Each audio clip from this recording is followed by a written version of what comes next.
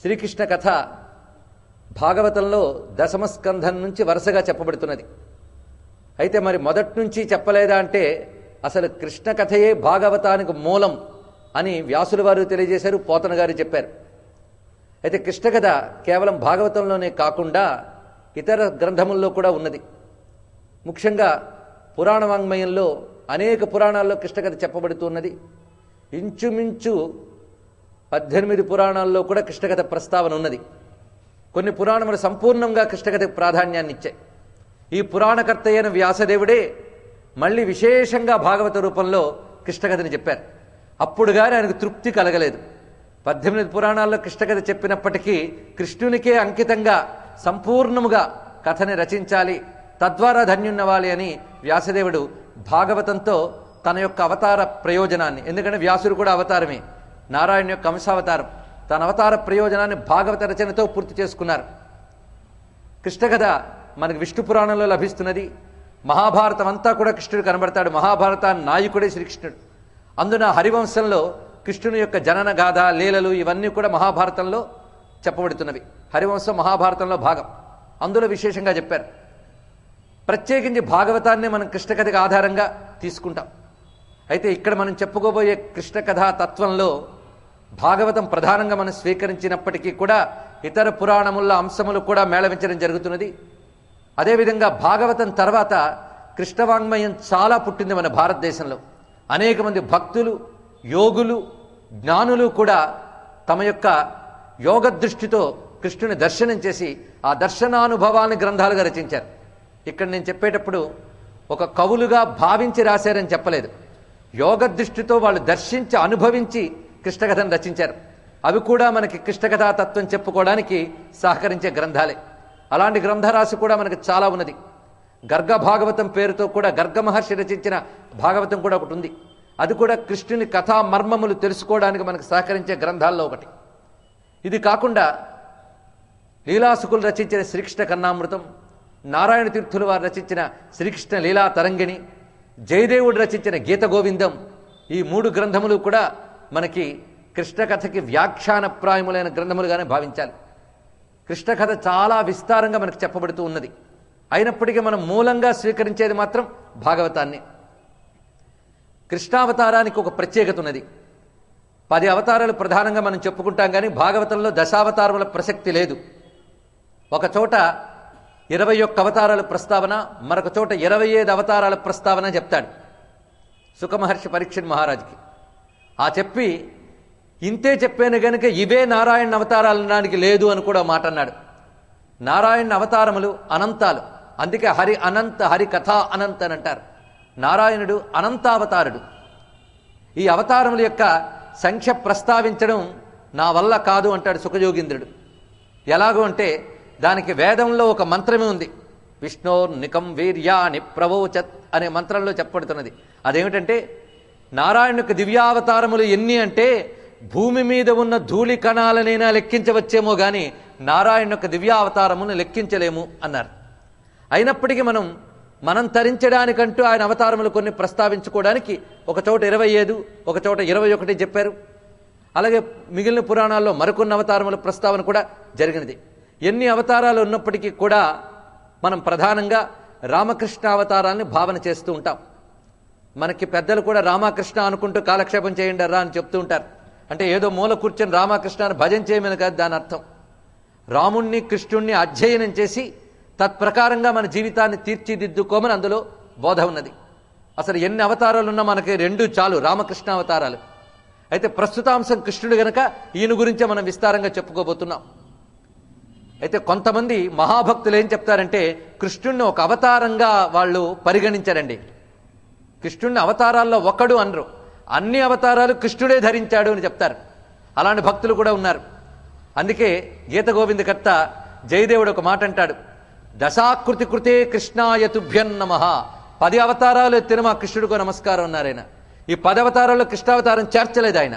కృష్ణుడిని ఒక సంపూర్ణంగా చూశారు. ఈ కోణాన్ని మనం ఏదో భక్తి చేత వాళ్ళు అన్నారు అనడానికి లేదు. కృష్ణావతారాన్ని పరిశీలిస్తే మాత్రం ఈయన సంపూర్ణమైన బ్రహ్మమే అని మనకు తేలుతున్నది. అందుకే కృష్ణుణ్ణి అవతారాల్లో ఒకడని కాకుండా సర్వావతారములకు మూలమైనటువంటి సాక్షాత్ పరబ్రహ్మ స్వరూపంగానే మనం పరిశీలించాలి. ఆ కోణంతో ఆలోచించినట్లయితే కృష్ణావతారం యొక్క ప్రత్యేకత అనేక విధాలుగా మనకు కనిపిస్తూ ఉంటుంది. ఆ ప్రత్యేకతలు చెప్పుకోవడానికే మనం 7 రోజులు సంసిద్ధులమై ఉన్నాం. కృష్ణావతారానికి సంబంధించిన విశేషణాలు ఒక చిన్న చిన్న మాటలతో నేను చెప్తూ దాని విశ్లేషణలు తర్వాత చెప్పడం జరుగుతున్నది. కృష్ణావతారం పరిపూర్ణావతారం. ఇది మొదట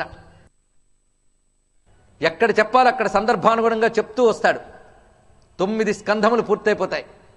ఆ 9 స్కంధములు పూర్తయ్యాక దశమ స్కంధం మొదట్లో అప్పుడు పరీక్షిత్ మహారాజు సుఖయోగీంద్రులను అడుగుతారు, ఇప్పటి వరకు నాకు అనేకములైనటువంటి రాజవంశ చరిత్రలు చెప్తున్నావు, భగవద్భక్తుల చరిత్రలు చెప్పావు, భగవద్ అవతారాలు చెప్పావు, నాకు శ్రీకృష్ణుని గురించి సంపూర్ణంగా తెలుసుకోవాలనుంది అని అన్నాడండి. అక్కడ దశమస్కంధం దగ్గర వచ్చింది. అప్పటి వరకు కూడా సంపూర్ణంగా చెప్పలేదు ఈయన సుఖయోగీంద్రులు. అప్పుడు చెప్తున్నారు. ఇక్కడ ఒక విషయం గ్రహించాలి. ఇది చెప్పేటప్పుడు ఏమంటాడంటే ఆయన, సమ్యక్ వ్యవసితా బుద్ధి తవ రాజర్షి సత్తమ వాసుదేవ కథాయంతే యజ్జాతా నైష్ఠికీ రతి. ఈ మాట చాలా ముఖ్యమండి.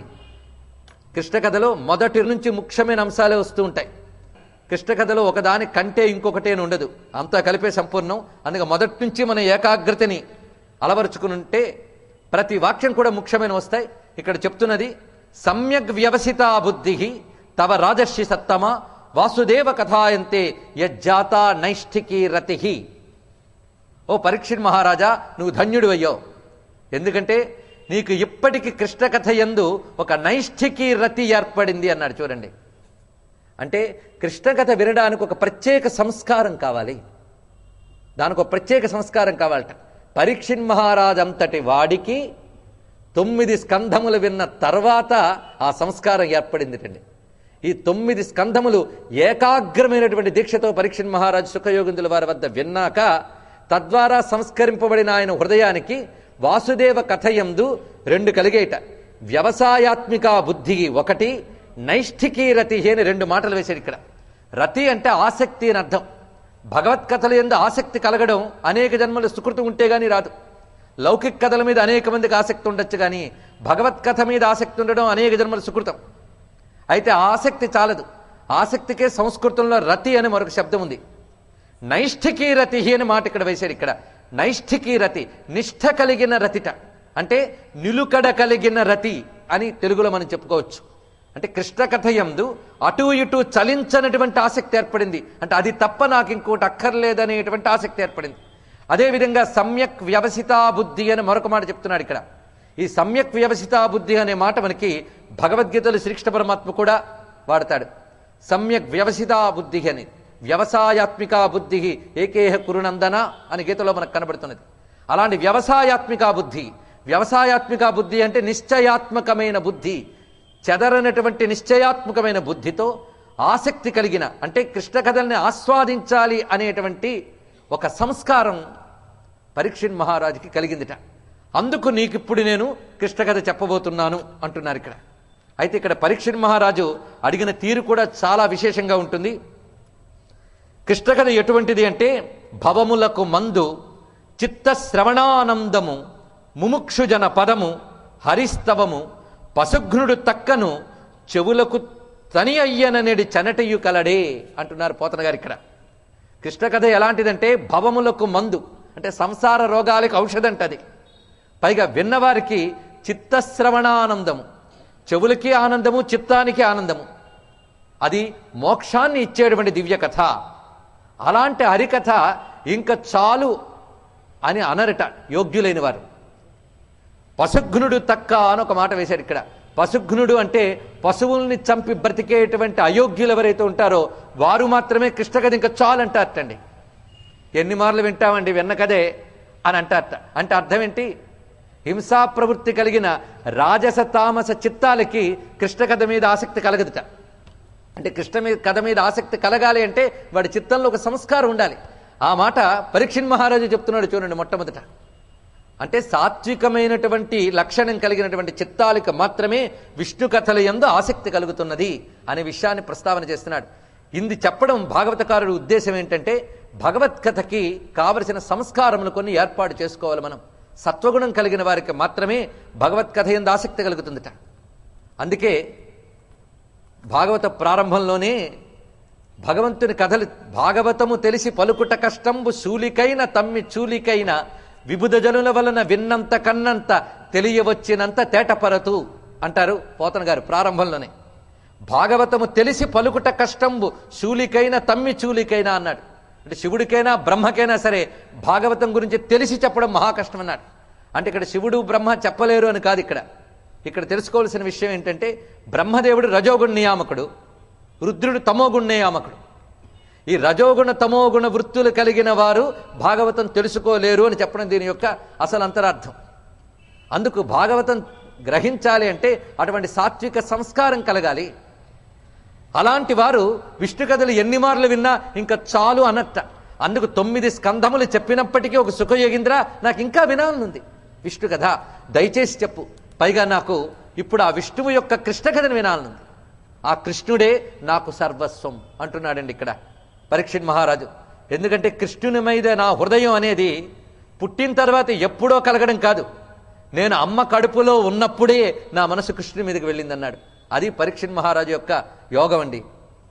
ఆయన చెప్తున్నాడు, ఒక్కసారి ఆ కృష్ణుని తలంచుకుని, మా అమ్మ కుక్షి గురుసుత సాయక పీడితుడనైన జడు నన్ను కౌంతేయ కురుకులము మొదలుగా నా యుత్తముడు అప్తచక్రుడై రక్షించన్. కౌంతేయ కురుకులము మొదలుగా మా అమ్మ కుక్షి గురుసుత సాయక పీడితుడనైన నాడు, మా అమ్మ యొక్క గర్భంలో గురుసుతుడు అనగా ద్రోణాచార్యుడి యొక్క పుత్రుడైనటువంటి అశ్వత్థామ వేసినటువంటి అస్త్రము చేత పీడింపబడుతున్న దశలో నన్ను రక్షించాడు ఆ నారాయణుడు అని పరీక్షిత్ మహారాజు ఇప్పుడు చెప్తున్నాడండి.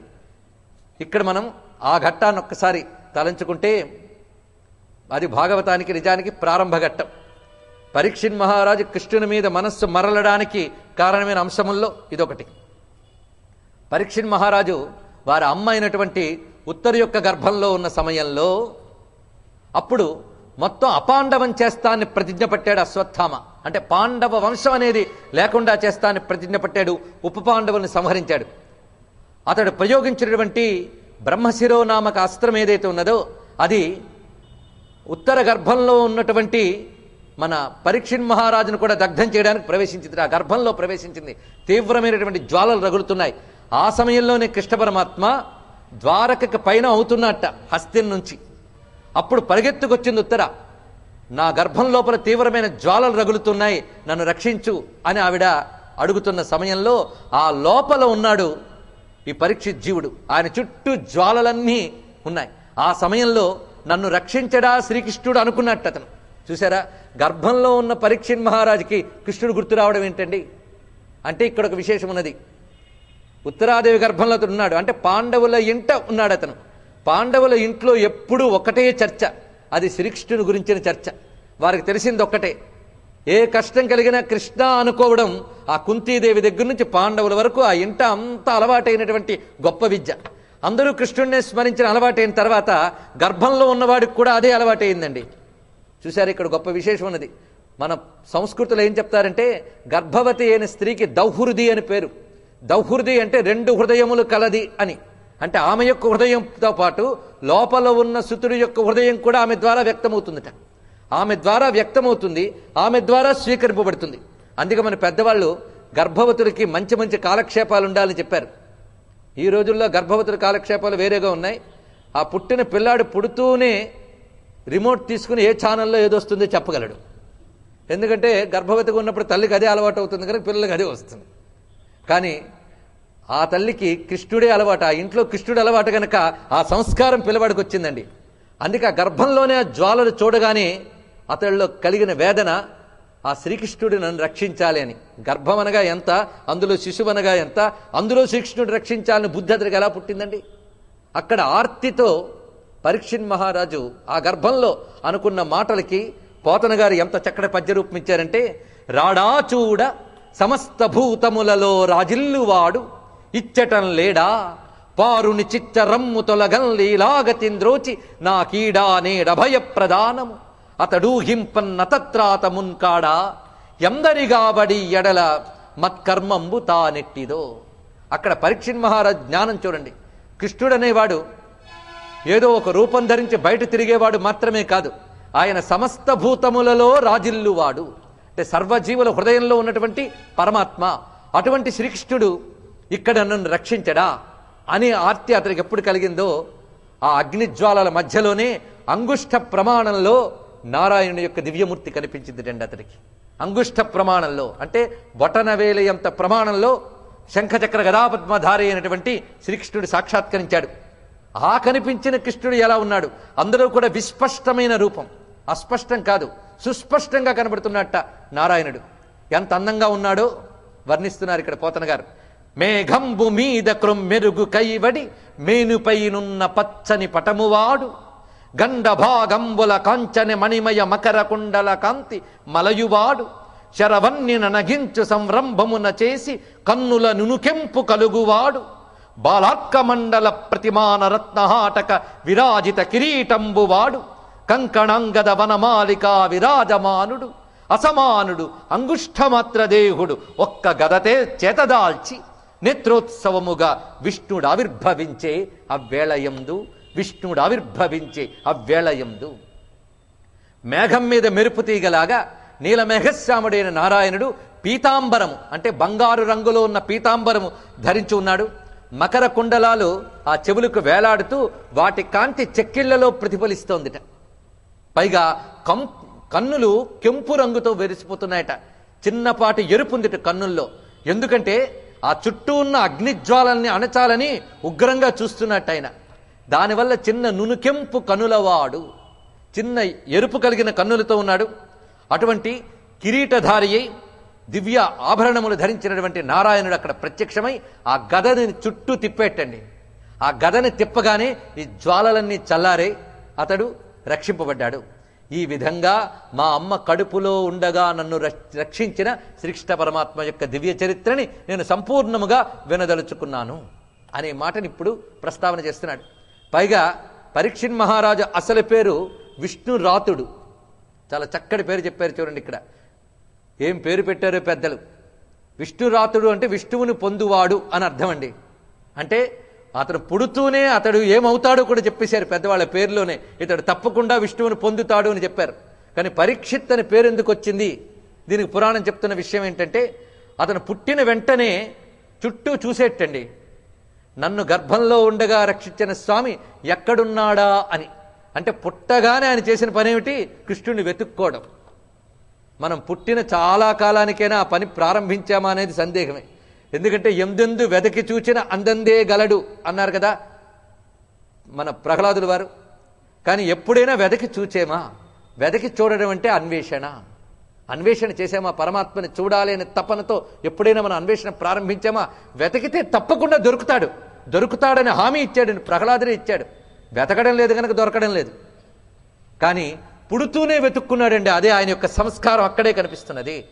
అందుకు పరితః ఈక్షిత, మొత్తం అంతటా చూస్తూ ఉన్నాడు గనక ఆయన పేరు పరీక్షిత్ అని పెట్టారు. ఇక్కడ ఆయన శ్రోతగా కూర్చున్నాడు, సుఖయోగింద్రుడు భక్తగా చెప్తున్నాడండి. అంటే శ్రోతకు ఉండవలసిన లక్షణం ఏంటి? పరీక్షిల్ లక్షణం అంటే పరమాత్మని వెతికే లక్షణం, పరమాత్మ కోసం తపించే లక్షణం. ఆ లక్షణం ఉన్నవాడే శ్రవణం ద్వారా మోక్షం పొందగలడు. అందుకే 7 రోజులు శ్రవణంతోనే ముక్తి పొందిపోయాడు. మనం 7 రోజులేంటి 70 రోజులు విన్నా ఎక్కడ వేసిన గొంగలు అక్కడే. ఎందుకు? పరీక్షిత్తులం కాలేదు గనక. శ్రోత పరీక్షిత్ లక్షణం కలిగిన వాడవ్వాలండి. మొత్తానికి పరీక్షిత్ ఈ విధంగా ప్రశ్నించిన తర్వాత అప్పుడు ఆనందపడి కృష్ణకథ చెప్పడానికి ఉద్యుక్తుడై శుకయోగింద్రులు పరవశించి చెప్తున్నట్ట కృష్ణకథ. ఇది 10వ స్కందంలో మొదలైంది. పైగా భాగవతం మొత్తాన్ని కూడా ఒక పురుషుడిగా వర్ణిస్తారు. భాగవతాన్ని భగవద్రూపంగా చూపిస్తారు. ఎందుకంటే శ్రీకృష్ణుడు నిర్యాణం చెందుతూ తన నిజధామానికి వెళుతున్న సమయంలో ఉద్ధవుని గీత బోధించాడు. అప్పుడు ఉద్ధవుడు, స్వామి నువ్వు లేని ఈ భూమి మీదనే ఎలా ఉండేదయ్యా అని దుఃఖించేట. అప్పుడు ఆయన ఒక మాట చెప్పాడు, నేను వెళ్ళిపోయినా నా కథారూపంలో నేను ఉండిపోతానని చెప్పేటండి కృష్ణ పరమాత్మ. అందుకు భాగవతంలో ప్రత్యక్షరం కృష్ణ స్వరూపమే కనుక భాగవత కథయే కృష్ణుని యొక్క స్వరూపం. అయితే భాగవతం మొత్తాన్ని మనం కృష్ణస్వరూపంగా చూసినప్పుడు ఒక్కొక్క స్కంధము ఒక్కొక్క భాగంట. ఏది ఏ భాగము కూడా మనకు వర్ణించి చెప్తున్నాయి శాస్త్రములు. అందులో ఈ దశమ స్కంధం ముఖ భాగము అని చెప్తున్నారు ఇక్కడ చూడండి. ఎందుకంటే ఏ వ్యక్తి అయినప్పటికీ కూడా మనకు ప్రధానాంగము శిరస్సే. అలాంటిది భాగవతానికి ప్రధానంగా దశమ స్కంధం. పైగా ఒక వ్యక్తి యొక్క హావభావాలు, అతడి హృదయం, ఇవన్నీ ముఖం ద్వారానే వ్యక్తమవుతాయి. కనుక భాగవతం సమస్తం కూడా ఈ దివ్యమైనటువంటి దశమస్కంధం ద్వారానే వ్యక్తమవుతున్నది. అటువంటి ముఖస్థానీయమైనటువంటి దశమస్కంధంలో కృష్ణ కథ చెప్పబడుతున్నది. పైగా భాగవతం అనే పేరు ఎలా వచ్చింది అంటే భగవత్ సంబంధమైనది భాగవతం. ఇక్కడ భగవంతుడు అంటే ఎవరు? నిజానికి భాగవతంలో అన్ని అవతారాలు చెప్పినప్పటికీ భాగవతకారుడి యొక్క అసలు ఉద్దేశం మాత్రం కృష్ణతత్వాన్ని చెప్పడమే. అది ప్రధానమైన ఉద్దేశం. అందుకే ప్రారంభంలోనే ఒక మాట చెప్తాడు ఆయన, కృష్ణస్తు భగవాన్ స్వయం అని. భగవానుడు అంటే కృష్ణుడే అని చెప్పాడు. కృష్ణస్తు భగవాన్ స్వయం. ఇన్ని అవతారములు మనం విన్న తర్వాత ఏర్పడిన సంస్కారంతో కృష్ణావతారాన్ని చక్కగా అర్థం చేసుకోగలంట మనం. అందుకు కృష్ణావతారం సర్వావతారములకు మూలావతారం, పరిపూర్ణావతారం. ఇది ఎలాగో మనం నెమ్మదిగా ఒక్కొక్క అంశంలోకి ప్రవేశిస్తూ జాగ్రత్తగా తెలుసుకుంటాం. మొత్తానికి కృష్ణస్తు భగవాన్ స్వయం అని చెప్పినప్పుడు భగవానుడు స్వయంగా అవతరించినటువంటి అవతారం కృష్ణావతారం. అంటే మిగిలిన అవతారాలు అంశగా, కళగా, ఇత్యాదులుగా వచ్చినప్పటికీ కూడా తన పరిపూర్ణమైన పరమాత్మ భావాన్ని ప్రకటించిన అవతారం మాత్రం కృష్ణావతారమే. కేవలం ఒక లీలను చూపించడమే కాకుండా తన యొక్క పరమాత్మ తత్వాన్ని ప్రకటించాడు. అది ఉపనిషత్తుల్లో ప్రతిపాదింపబడిన ఏ పరమాత్మ తత్వం ఉన్నదో దానిని ప్రకటించిన అవతారం కృష్ణావతారం. ఈ ఒక్క వాక్యాన్ని మనం గుర్తు పెట్టుకుని దీని కోణంలో మొత్తం కృష్ణ కథను పరిశీలించాలి. అందుకే కృష్ణుడు ఉపనిషత్ సారభూతమైన భగవద్గీతను బోధించాడు. ఇంకే అవతారంలోని ఇది కనబడదు మనకి. కృష్ణావతారంలోనే ఉపనిషత్ సారభూతమైన భగవద్గీతను బోధించాడు. అందులో బోధించిన భగవద్గీతకి తన కథనే ఉదాహరణగా నిలిపాడు. అందుకే భగవద్గీత సిద్ధాంతము, భాగవతము దృష్టాంతము అని చెప్తారు. భగవద్గీత మాట, భాగవతం చేత. అది చేష్ట. కనుక అక్కడ చెప్పింది మాట, ఇక్కడ చేసింది చేష్ట. అందులో ఏముందో ఇందులో అది ఉంది. కనుక భాగవతం ద్వారా భగవద్గీత అర్థమవుతుంది, భగవద్గీత ద్వారా భాగవతం అర్థమవుతుంది. రెండింటినీ జాగ్రత్తగా మనం పరిశీలించినప్పుడు సంపూర్ణమైన కృష్ణతత్వాన్ని మనం ఆవిష్కరించుకోగలం. అందుకే ఇది పరమాత్మ భావ ప్రకటన చేసిన అవతారం కృష్ణావతారం. ఇప్పుడే రెండో ముక్క కూడా చెప్పాను. పరిపూర్ణావతారం అనే మాటతో పాటు పరమాత్మ భావాన్ని ప్రకటించిన అవతారం. ఇది ఈ అవతారానికి ఉన్న విశేషం. అందుకే కృష్ణస్తు భగవాన్ స్వయం అని ఒక చోట, కృష్ణస్తు లీలామయ అని మరొక చోట కూడా చెప్పడం జరిగినది. కృష్ణుడు లీలామయుట్ట. లీల అంటే, లీల అనే మాటకు అర్థం ఏంటి? లీల అనే మాటకు అర్థం తెలియక చాలామంది లీల అనే మాటని చాలా తేలిగ్గా వాడుతూ ఉంటారు. కానీ లీల అన్న మాటకు అర్థం ఏంటంటే భగవంతుడి చేష్ట అని అర్థం. మానవుడు చేసే పనులకు కర్మలు అని పేరు, భగవంతుడు చేసే పనులకు లీలలు అని పేరు. ఎందుకు లీల అని పేరు వచ్చిందంటే సంపూర్ణమైన జ్ఞానంతో అంటకుండా జగద్రక్షణ కోసం 3 మాటలు ఇక్కడ చెప్పడం జరిగింది. సంపూర్ణమైన జ్ఞానముతో తాను అంటకుండా జగద్రక్షణ కోసం చేసినటువంటి ఈశ్వర చేష్టని లీల అంటారు. ఇది లీలకు నిర్వచనం. అందుకు కృష్ణస్తు లీలామయ అని చెప్పడంలో అందుకు భగవంతుడి జన్మ గాని ఆయన కర్మ గాని ఈ రెండూ కూడా లీలలు అని చెప్పడం జరుగుతున్నది. మనవి కర్మ జన్మలు, భగవంతుడిది లీలా జన్మ. అందుకే కృష్ణావతారం గురించి మనం ప్రస్తావన చేసినప్పుడు ముందు అవతారం అంటే ఏంటి తెలుసుకుని తర్వాత కృష్ణావతారం యొక్క ప్రత్యేకతని జాగ్రత్తగా తెలుసుకుందాం. ఎందుకు అవతరిస్తాడు స్వామి అంటే గీతలో తానే చెప్పుకున్నాడు. నిజానికి పరమాత్మ సర్వవ్యాపకుడు, పుట్టుక లేనివాడు, తరుగుదల మొదలైనవి లేనివాడు. ఒకటి పెరిగేడు అంటే అర్థం ముందు సంపూర్ణంగా లేనివాడని అర్థం. అలాగే తరిగేడన్నా అసంపూర్ణతే. అలాంటిది పుట్టాడు, పెరిగాడు, క్రమంగా నిర్యాణం చెందాడు అన్నప్పుడు ఇవన్నీ ఒక పరిమితి చెందినటువంటి మానవ చేష్టల వలె కనిపిస్తాయి కదా. అది మరి ఈశ్వర కృత్యంగా ఎలా చెప్పగలం అనే ప్రశ్న మనకి రావచ్చు. దానికి సమాధానం స్వామి గీతలో చెప్పాడు. అజోపిసన్ అవ్యయాత్మ భూతానామీశ్వరోపిసన్ ప్రకృతిం స్వాం అధిష్టాయ సంభవామ్యాత్మమాయయ. అందుకే భగవద్గీతలో తానే చెప్పాడు. ఈ చెప్పడం వెనక్కి కూడా చాలా చక్కటి విషయం నడుస్తుందండి. కృష్ణుడు గీతను చెప్తూ ఉండగా అర్జునుడు ఒక ప్రశ్న వేసేట. స్వామి, నువ్వు చెప్తున్న గీత చాలా దివ్యంగా ఉన్నది, ఇదేదో కొత్తగా చెప్తున్నావా లేదా ఎప్పుడు ఉన్నదేనా అంటే, ఎప్పుడైనా సరే జ్ఞానం అనేది కొత్తది కాదు, జ్ఞానం సనాతనం. ఇది నేను ఎప్పుడో సూర్యభగవానుడికి చెప్పానయ్యా అన్నాడు. ఇమం వివస్వతం యోగం ప్రోక్తవాన్. సృష్ట్యాది యందు సూర్యభగవానుడికి నేను ఇది ఉపదేశించాను. ఆయన మనువుకు చెప్పాడు, మనువు ఇక్ష్వాకుకు చెప్పాడు. ఇలా ఇది పరంపరగా వచ్చింది అని చెప్పేట కృష్ణుడు. చెప్పిన వెంటనే అర్జునుడికి డౌట్ వచ్చింది. ఇదేమిటి కృష్ణ, నువ్వెప్పుడో సూర్యుడికి చెప్పావంటే నేను ఎలా నమ్ముతాను? ఎందుకంటే నీ డేట్ ఆఫ్ బర్త్ నాకు తెలుసు, నా డేట్ ఆఫ్ బర్త్ నీకు తెలుసు. నువ్వెప్పుడు పుట్టావో నాకు తెలుసు. మరి నువ్వెప్పుడో సూర్యుడికి చెప్తే, ఆ సూర్యుడు మనువుకు చెప్తే, ఆ సూర్యుడు ఆయన ఇక్ష్వాకుకు చెప్తే, ఈ పరంపరంతా ఎప్పుడొచ్చింది? నువ్వెప్పుడు పుట్టావు, నువ్వెప్పుడు చెప్పావు అని అడిగేట. అంటే అర్జున, నీకు నాకు ఇదే కొత్త జన్మ కాదన్నాడు. చూడండి, బహూని మే వ్యతీతాని జన్మాని తవచార్జున, నీకు నాకు కూడా చాలా జన్మలు గడిచిపోయా అన్నాడు. అంటే నువ్వు ఇప్పుడు కొత్తగా పుట్టలేదు, నేను ఇప్పుడు కొత్తగా పుట్టలేదు, మన ఇద్దరికి చాలా జన్మలు జరిగాయి అన్నట్టు. మన ఇద్దరికి చాలా జన్మలు జరిగాయి అనగానే ఆయన ఈయన మళ్ళీ ఒకటైనా? దానికి భేదం చెప్తాడు. మామూలు మన జన్మలకి భగవంతుడి జన్మలకి తేడా ఆయనే చెప్పాడు. జన్మ కర్మచ మే దివ్యం అన్నాడు అక్కడ ఒక మాట. నా జన్మ గాని నా కర్మ గానివి దివ్యములు. దివ్యములు అంటే అలౌకికములు అని అర్థం. లౌకికమైనటువంటి దృష్టితో దీన్ని పరిశీలించలేం. కనుక స్వామి యొక్క జన్మల్ని అవతారాలు అంటారు, మన జన్మల్ని కేవలం జన్మలనే అంటారు. మనకు పుట్టుకలు, స్వామి అవతారాలు. రెండింటికి తేడా ఏమిటో మనం పరిశీలిద్దాం.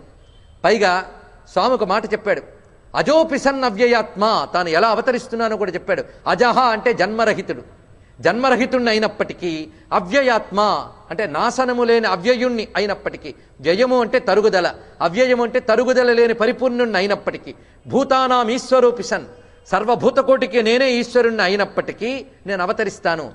ఎలాగూ అంటే ప్రకృతిం స్వాం అధిష్ఠాయ, నా మాయని నేను వశంలో ఉంచుకుని అవతరిస్తాను అన్నాడు ఇక్కడ. చూసారా, పరమేశ్వరుడికి మనకు అది తేడా. మాయని వశంలో ఉంచుకుని తాను అవతరిస్తాడు, మాయకి వశమై మనం పుడతాం, అది తేడా. ఆయన చేతిలో మాయ ఉంది, మాయ చేతిలో మనం ఉన్నాం, అంతే. ఎక్కడైనా పుట్టుక పెరుగుదల కనబడాలి అంటే మాయ వల్లే జరుగుతుంది. త్రిగుణాత్మకమైన మాయ వల్లే జరుగుతుంది. కనుక పుట్టుక లేని నేను పుట్టినట్టుగా, లీల చేసినట్టుగా కనిపించడానికి నా మాయే కారణం. ఆ మాయ ద్వారా నన్ను నేను ప్రకటిస్తాను. ఇప్పుడు నేను మాయకు వశుణ్ణి కాను, మాయని నేను వశం చేసుకుంటాను. అది మనకే ఆయనకి ఉన్నటువంటి తేడా. ప్రకృతిం స్వాం అధిష్టాయ సంభవామి ఆత్మమాయయ. ఆ మాయ ఎక్కడి నుంచో పైనుంచి వచ్చింది కాదు, తనదే. దైవీయేషా గుణమయి మమ మాయా దురత్యయ అని చెప్పినట్లుగా తనదైనటువంటి మాయ చేతే తాను ప్రకటింపబడుతున్నట్ట. అయితే అది ఎందుకు అంటే పరిత్రాణాయ సాధూనాం వినాశాయ చ దుష్కృతాం ధర్మ సంస్థాపనార్థాయ సంభవామి యుగే యుగే. ఇవి చెప్పుకోకపోతే కృష్ణావతారంలోకి ఎంట్రీ లేదండి మనకి. ఎందుకు అవతరిస్తున్నానో స్వామి స్వయంగా చెప్తున్నాడు. సాధుత్వాన్ని రక్షించడానికి, దుష్టత్వాన్ని శిక్షించడానికి నన్ను నేను ప్రకటించుకుంటాను. అందుకే సంభవామి అని మాట వేశాడు. రెండు చోట్ల సంభవామి. సంభవామి ఆత్మమాయ అని అక్కడ, ఇక్కడేం చెప్తున్నాడు? సంభవామి యుగే యుగే అన్నాడు. భవామి అంటే పుడతాను, కలుగుతాను. సంభవామి అంటే చక్కగా కలుగుతాట. అందుకే స్వామికి సంభవుడు, మనవి భవములు. సంభవము అంటే ఆయన పుట్టుక చాలా దివ్యమైనటువంటిది, పరిపూర్ణమైనటువంటి అవతారం. అది ఎందుకు అంటే ఒక ప్రయోజనం ఉంది దానికి. సాధుత్వ రక్షణ, దుష్టత్వ శిక్షణ. యుగే యుగే, ప్రతి యుగంలో. ఇది దీనికి అర్థం. కానీ మనం ఎలా అన్వయించుకోవాలో జాగ్రత్తగా చూద్దాం. ఇప్పుడు మళ్ళీ కృష్ణావతారం మనకు జరగాలి అంటే ఎక్కడ పుట్టాలని కాదు, ఇక్కడ పుట్టాలండి. భగవంతుడు మన లోపల స్ఫురించడమే భగవద్ అవతారం. ఆయన మనలో అవతరిస్తే ఏం జరుగుతుంది? మనలో ఉన్నటువంటి దుష్టత్వం శిక్షింపబడుతుంది. అంటే మనలో ఉన్న ఆసురీ ప్రవృత్తులు నిర్మూలింపబడాలి. ఆసురీ ప్రవృత్తులు నిర్మూలింపబడి దైవీ సంపద మనలో జాగృతి చెందితేనే మోక్షం అనేది లభిస్తుంది. అదే కదా గీతలో స్వామి దైవాసుర సంపద్ విభాగ యోగంలో వివరించారు మనకి. దైవీ సంపద్ విమోక్షాయ, మోక్షం కావాలన్న వాడికి దైవీ సంపద పెంచుకోవాలి. కానీ మనలో ఆసురీ సంపద, దైవీ సంపద కలగలిసిపోయాయి. ఎంత కలగలిసిపోయాయి అంటే ఆసురీ సంపద పెరిగిపోతూ దైవీ సంపద తగ్గిపోయింది. ఆ సమయంలో ఒకటే చేయాలి, కృష్ణుణ్ణి మనలో అవతరింపజేసుకోవాలి. అంటే కృష్ణుణ్ణి మనలో సంకల్పంలో, స్మరణలో, స్ఫురణలో తెచ్చుకోవాలి. అలా తెచ్చుకోవడంలో కృష్ణుడు అవతరిస్తాడు. యుగే యుగే అంటే యుగానికోసారనే కాదు, యుగే యుగే అనే శబ్దానికి మాటి మాటికి అని కూడా అర్థం చెప్పుకోవచ్చు. మాటి మాటికి మనలో కృష్ణుడు అవతరిస్తే మనలో ఉన్న సాధుత్వం రక్షింపబడుతుంది, దుష్టత్వం శిక్షింపబడుతుంది. ఆ సంలక్షణం చేత మనం ఆ పరమాత్మని పొందగలం. ఇది ప్రయోజనం అండి, అవతార ప్రయోజనం. మనకేమిటనేది త్యాగరాజ స్వామి వారు ఒక మాట అంటారు, ఎవరికై అవతారం ఎత్తితివో రామయ్య అని. భగవానుడు ఎవరి కోసం అవతారం ఎత్తాడంటే మనం ఏం చెప్తాం? రామావతారం దశరథుడిని అనుగ్రహించడానికి, దశకంఠుడిని చంపడానికి అంటాం. కృష్ణావతారం కంస సంహారం కోసమో లేక ఇంక దేనికో అంటాం. కానీ భక్తులు ఏమంటారంటే నా కోసం నువ్వు అవతారం ఎత్తావంటారండి. నువ్వు అవతరించడం వల్లే నీ దివ్యలీలని నేను గానం చేసుకుంటున్నాను, నీ యొక్క దివ్య కథాస్మరణలో నేను తరిస్తున్నాను అని భక్తుడు చెప్తాడు. కనుక భగవద్ అవతారములు మన కోసం అని.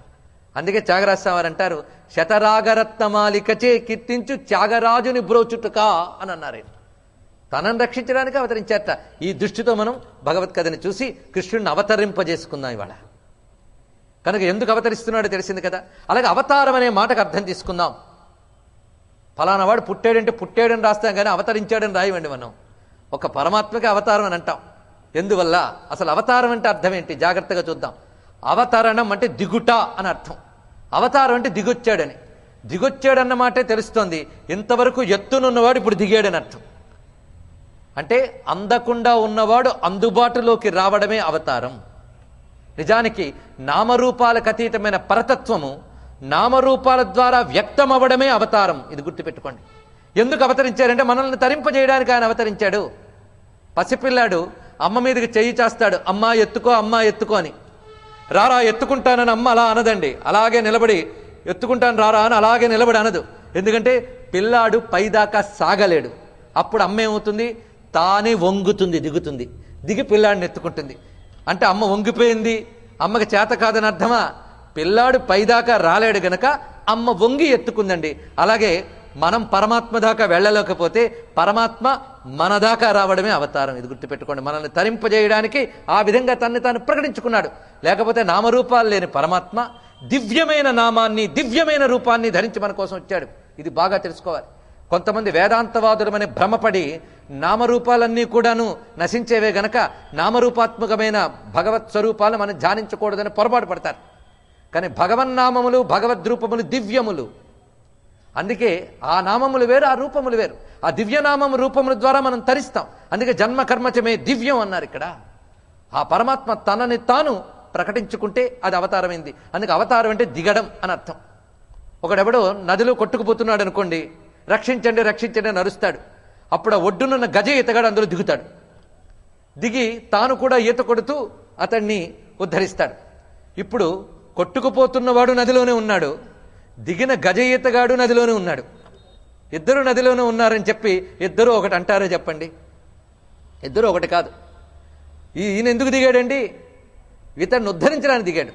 ఆ దిగినప్పుడు కూడా ఇద్దరు ఉన్న తీరులో తేడా ఉంది. ఎలాగంటే ఈ కొట్టుకుపోతున్నవాడు లోపలికి నీరు మింగేస్తున్నాడు, ఒళ్ళు ఉబ్బిపోతోంది, ఊపిరి ఆడట్లేదు. ఇతడు నీటిలో ఉన్నప్పటికీ, ఎవరు గజ ఈతగాడు నీటిలో ఉన్నప్పటికీ తన లోపలికి నీరు వెళ్లకుండా జాగ్రత్త పడుతూనే ఉన్నాడు.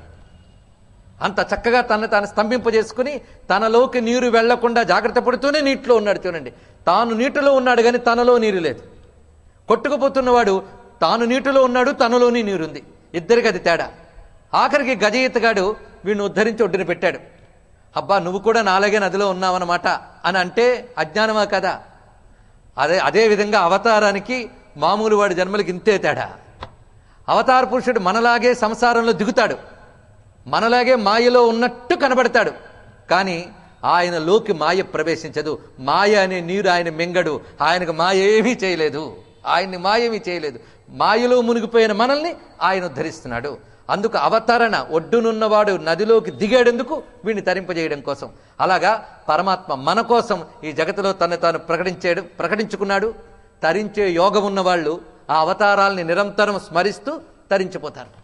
పైగా అవతార కాలంలో తరింపజేయడమే కాదు, అవతారం పరిసమాప్తి చెందిన తర్వాత కూడా దాన్ని స్మరిస్తూ స్మరిస్తూ తరించిపోతున్న వాళ్ళు ఉంటూనే ఉంటారు. కొన్ని యుగాల క్రితం అవతారం జరిగినా ఇప్పుడు అవతారాన్ని స్మరించి మనం మోక్షం పొందవచ్చు. అందుకే అవతారం యొక్క శక్తి విశేషం. అప్పుడు ప్రకటింపబడి ఆ కాలంలో ఉన్న వాళ్ళని తరింపజేయడమే కాకుండా తదనంతరం కూడా తరింపజేస్తుంది. ఇది అవతార తత్వం ముందు మనం చెప్పుకున్నాం. అందుకు అవతారముల యొక్క లీలలు ఎలా ఉంటాయంటే మనలాగే తిరుగుతున్నా మనలాగే చేస్తున్నట్టు కనిపిస్తూ ఉన్నప్పటికీ కూడా అందులో ఒక విలక్షణమైన ఈశ్వరత్వం కనబడుతూ ఉంటుంది. అందుకే మనది కథే ఆయనది కథే, కానీ ఆయన కథలో తత్వం ఉంది. అదే ఒక విలక్షణత. కనుక ఆ పరమేశ్వర కథని స్మరించడం చేత మనం తరిస్తున్నాం. ఇది అవతార ప్రయోజనము. అవతారం యొక్క తత్వాన్ని మనం ఇంతవరకు చెప్పుకుని కృష్ణావతారం ఏ విధంగా జరిగిందో చెప్పుకుందాం. ఇక్కడ ఒక మాట చెప్తున్నాడు. విష్ణు కథ చెప్పబోతూ సుఖయోగీంద్రుడు. వాసుదేవ కథా ప్రశ్న పురుషాన్ స్త్రీన్ పునాతి వక్తారం పృచ్ఛకం శ్రోతృం తత్పాదసలిలం యథా. చక్కటి మాట చెప్తున్నాడండి. వాసుదేవుడు గురించిన ప్రశ్న అంటే ఇక్కడ అడగడమనే కాదు, దాని గురించి ప్రస్తావన అని. వాసుదేవ కథ గురించి చెప్పుకోవడం. ఈ చెప్పుకోవడం అనేది తరింపజేస్తుందట. ఎవరిని అంటే వక్తారం పృచ్ఛకం శ్రోతృం, ముగ్గురిని తరింపజేస్తుంది. చెప్పేవాడిని, చెప్పించిన వాడిని, వినేవారిని, ముగ్గురిని తరింపజేస్తుందట. వక్తారం పృచ్ఛకం శ్రోతృన్, ముగ్గురిని తరింపజేస్తుంది. ఎలా తరింపజేస్తుందంటే తత్పాద సలిలం యథా, విష్ణుపాద జలము ఎలాగ తరింపజేస్తుందో అలా తరింపజేస్తున్నాడు. విష్ణుపాద జలం అంటే ఏంటండి? చెప్పచ్చు, మీ అందరికి తెలిసినవే నేను చెప్తున్నది. ఇక్కడ గంగానది. గంగానది ఎలాగైతే అందులో మునిగిన వారిని పవిత్రం చేస్తుందో, అదేవిధంగా విష్ణు కథ యొక్క ప్రస్తావన చెప్పిన వారిని, చెప్పించిన వారిని, శ్రోతలను కూడా తరింపజేస్తుంది. ముందు అర్థం అవడం, అర్థం అవ్వకపోవడం, ఆనందించడం, ఆనందించకపోవడం తర్వాత విషయం. ముందు విన్నాం కదండి, విన్నంత మాత్రమే తరింపజేస్తుంది. అటువంటి శక్తి వాసుదేవ కథా ప్రశ్నకు ఉన్నది అనే విషయాన్ని సుఖయోగీంద్రులు ఇక్కడ చెప్తున్నారు. దీన్ని మన పోతన గారు చెప్తారు.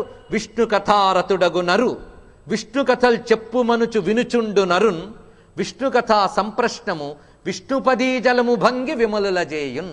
విష్ణుపదీ జలము భంగి, విష్ణుపాద జలము వలె విమలుల జేయున్. దాని పోతన గారి యొక్క అనువాదం అండి. అలాంటి దివ్యమైనటువంటి కృష్ణ కథ. ఈ కృష్ణ కథ సామాన్యులు, సంస్కార సంపన్నులు, ఉత్తమమైనటువంటి సత్వగుణం కలవారు ఎలాగో ఆసక్తిగా వింటారు. కానీ అసలు గుణాతీతులైన యోగులు కూడా విష్ణు కథ వింటారు తెలుసా అంటున్నాడు ఇక్కడ.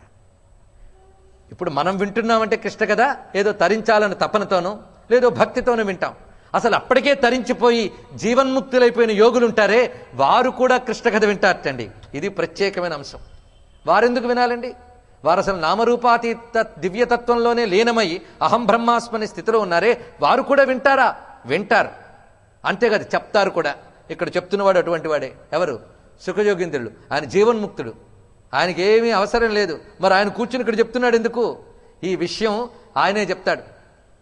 ఆత్మారామశ్చ మునయో నిర్గ్రంథావప్యురుక్రమే కుర్వంచహైతుకీం భక్తిం ఇత్థం భూత గుణో హరిహి అన్నాడు ఇక్కడ. ఆత్మారామశ్చ మునయో, ఆత్మారాములైన మునులు అంటే తమలో తాము ఆనందించేటువంటి మునులు. మునులు అంటే మనోవికారములు ఏమీ లేనటువంటి నిశ్చల స్థితి కలిగినటువంటి వారిని మునులు అంటారు. ఆత్మారాములునైన మునులు వాళ్ళు. ఆత్మారామశ్చ మునయో నిర్గ్రంథ, అజ్ఞానపు గ్రంథులు లేనటువంటి వారు అయిన వారు కూడా ఉరుక్రమే, ఉరుక్రమే అంటే త్రివిక్రముడైన నారాయణ యందు కుర్వంత అహైతుకీం భక్తి, వారు ఏ నపము లేని భక్తి కలిగి ఉంటారట విష్ణుని యందు. అంటే ఎందుకయ్యా విష్ణుభక్తి నీకు అంటే కారణం లేదు వాళ్ళకి. మనకి విష్ణుభక్తి ఎందుకంటే చెప్తాం మోక్షం కోసమనో లేదా తరించడం కోసమనో ఏదో చెప్తాం. వాళ్ళకి కారణమే లేదు. నిష్కారణంగా హరిభక్తి కలిగి ఉంటారట. ఎందువల్ల అంటే ఆ విష్ణువు అలాంటి వాడు గనక, అంతే సమాధానం అంట, మరొకటి కాదు. విష్ణువు అలాంటి వాడు, వాళ్ళను కూడా లాగ్గలట. వాళ్ళు ఏ ఆత్మారాములై ఉన్నారో, ఏ పరమాత్మ యందు రమిస్తూ ఉన్నారో ఆ పరమాత్మయే విష్ణువు గనక ఆయన కథలు ఆత్మారామత్వానికి భిన్నములు కావు. అందుకే సుఖయోగీంద్రుల వారు అక్కడ విష్ణు కథని తాను రమించి ఆనందిస్తూనే ఈయనకు కూడా చెప్తున్నాడు ఇక్కడ. దీనికి పోతన గారు చెప్తారు. ధీరులు నిరపేక్షులు ఆత్మారాములు నైన మునులు హరిభజనము నిష్కారణమసేయుదురు నారాయణుడట్టి వాడు నవ్య చరిత్ర. నారాయణుడు అటువంటి వాడు నవ్య చరిత్ర అని. అంతేకాదు, నిజానికి ఉపనిషత్ తత్వాన్ని, వేదాంత వాక్యాల్ని విశ్లేషిస్తూ చెప్తూ ఉంటే రమించగలిగే శక్తి ఎంతమందికి ఉంటుందండి? అదే భగవత్ కథను మీరు తీసుకుని చెప్పినట్లయితే అదే ఉపనిషత్ తత్వాన్ని ఈ కథ ద్వారా ముందు మనం అందించగలం. అందులో ముందు తత్వం తెలియకపోయినా ముందు కథ తెలుస్తుంది. కథ అంటూ తెలిసాక తత్వం అదే తెలుస్తుంది. చెరకు అంటూ దొరికి మీరు నమలడం మొదలు పెడితే రసం దానంతటదే లోపలికి దిగుతుందండి. అదేవిధంగా విష్ణు కథలు మీరు వినడం మొదలు పెడితే తదంతర్గతమైనటువంటి అసలైన తత్వం కూడా మనకు తెలుస్తున్నది. అందుకే తత్వాన్ని ప్రకటించడానికి కథారూపంలో వ్యాసదేవుడు ఇంత అద్భుతమైన గ్రంథాన్ని మనకు అందజేశాడు. ఇప్పుడు మనం అవతార కథలోకి ప్రవేశిస్తున్నాం. ఇంతవరకు అవతారమునకు సంబంధించిన ఒక నేపథ్య రచన మనం చెప్పడం జరిగింది ఉపోద్ఘాతంగా. అయితే ఇప్పటికీ అవతారతత్వం చెప్పానని అనుకోవద్దు. ఈ 7 రోజుల్లో చాలా వస్తుంది తత్వం. అసలు కృష్ణుని గురించి ఒక్కసారి మొత్తం చెప్తే వెంటనే జీర్ణమవదు. అది క్రమక్రమంగా అలాగా వెళుతూ ఉండాలి మనకి, అంచెలంచెలుగా. ఇప్పుడు మొత్తానికి స్వామి యొక్క అవతార తత్వాన్ని ముందు క్లుప్తంగా చెప్పుకున్నాం. ఇప్పుడు అవతార కథలోకి ప్రవేశిస్తూ ఉన్నాం.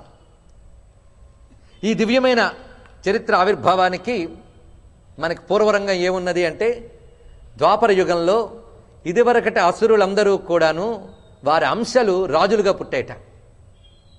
వీళ్ల చేత మొత్తం భూమి భారమైపోయింది.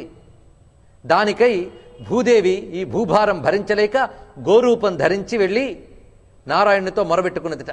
అప్పుడు బ్రహ్మదేవుడు కూడా అక్కడ ఉన్నాడు. ఆయన కూడా భూదేవి తరపున ప్రార్థన చేశాడు. అప్పుడు నారాయణుడు తాను అవతరిస్తాను అని ఏ విధంగా అవతరించాలో తన యొక్క రచనను కూడా చెప్పి, తాను అవతరిస్తున్నప్పుడు అవతార కార్యంలో సహాయకులుగా అనేక మంది దేవతాంశలు, ఋషుల అంశలు కూడా అవతరించాయి. ఇటువంటి అవతార నేపథ్యం జరిగిన తర్వాత నారాయణుడు తాను అవతరించబోసే చోటు గురించి, విశేషముల గురించి కూడా వివరించారు. ఇప్పుడు ఆ చోటులో మనం ప్రవేశిస్తున్నాం. అది మధురా నగరం. మధురా నగరం అనగానే మోక్ష పట్టణాల్లో ఒకటి. అయోధ్య, మధురా, మాయా, కాశీ, కాంచి, అవంతిక. మోక్ష పట్టణాల్లో మొదటి రెండు అవతారాలకి ఆలవాలం. మొదటిది అయోధ్య. ఆయన్ని ఇప్పుడు ముట్టుకుంటే పెద్ద సబ్జెక్టు పక్కన ఉంచుదాం. రెండవ దానికి వద్దాం, మధుర. ఈ రెండు వైకుంఠ భూమికలు కలిగినటువంటివి, వైకుంఠ తత్వం. ఎందుకంటే నారాయణుడు వైకుంఠంలో ఉంటాడు, ఇంకెక్కడ ఉండడు. భూమి మీదకి రావాలంటే మళ్ళీ వైకుంఠం ఉండాలి. అందుకే వైకుంఠ విభూతి కలిగినటువంటి దివ్య భూములు. నారాయణుడు అవతరించక ముందే మధుర వైకుంఠ విభూతి కలిగినది అటువంటి దివ్యక్షేత్రం. దీని గురించి ఇతర పురాణంలో కూడా చాలా గొప్ప ప్రస్తావన ఉంది. మొత్తానికి ఆ మధురా నగరం ఏదైతే ఉన్నదో ఆ మధురా నగరంలో జరిగినటువంటి కథ ఇది.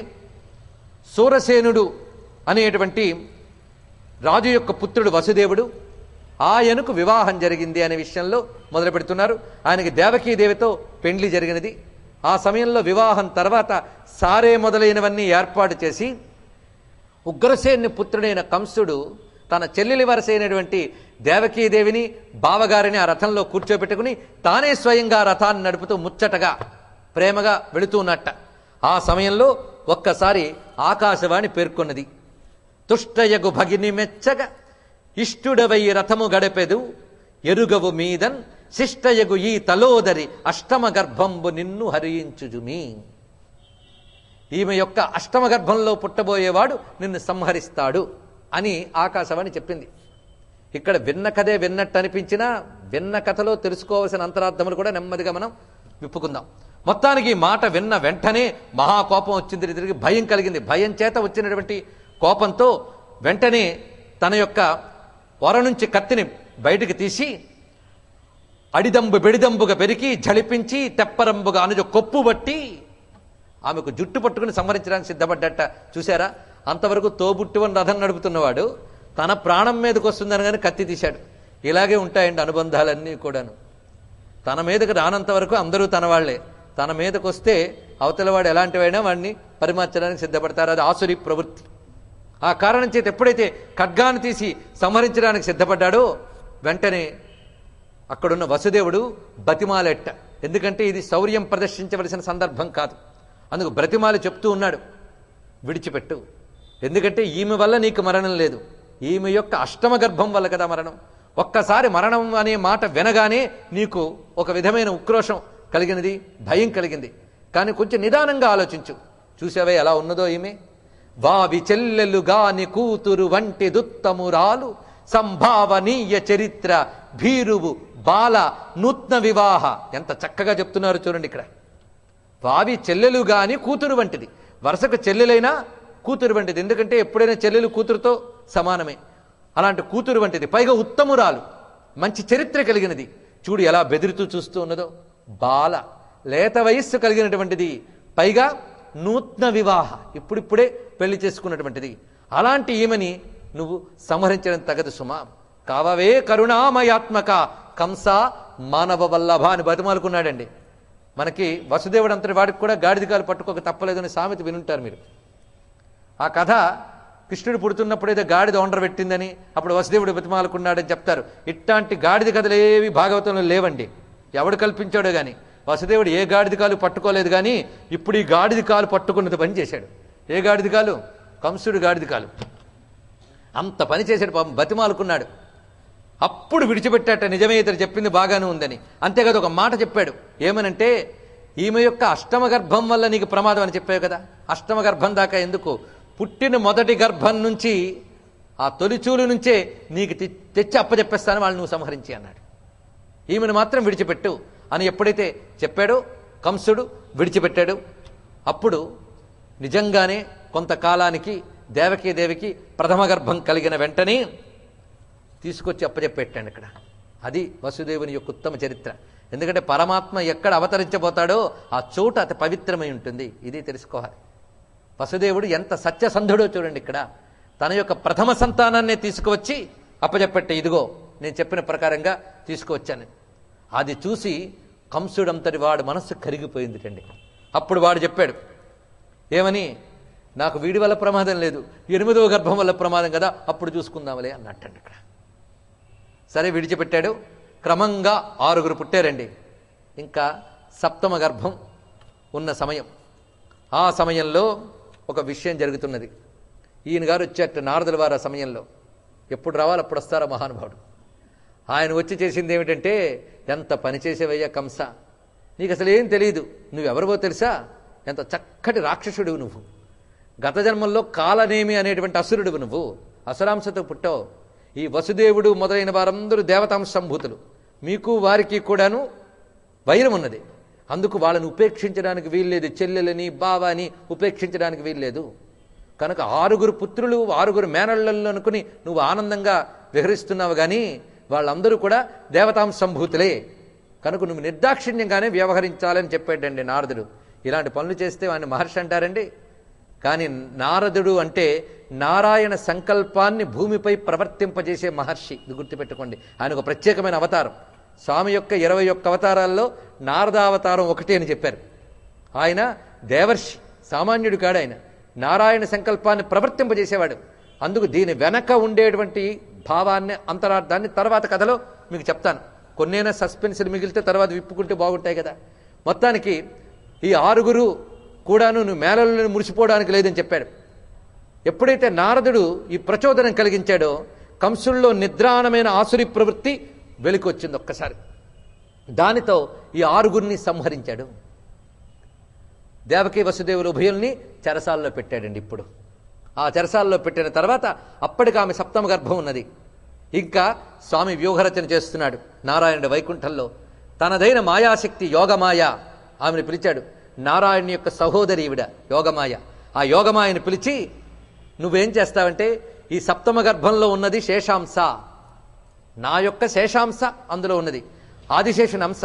దానిని నువ్వు లాగి అక్కడ నందవ్రజంలో వసుదేవుని యొక్క మరొక భార్య ఉన్నది రోహిణి, ఆమె గర్భంలో ప్రవేశింపజేయాలి.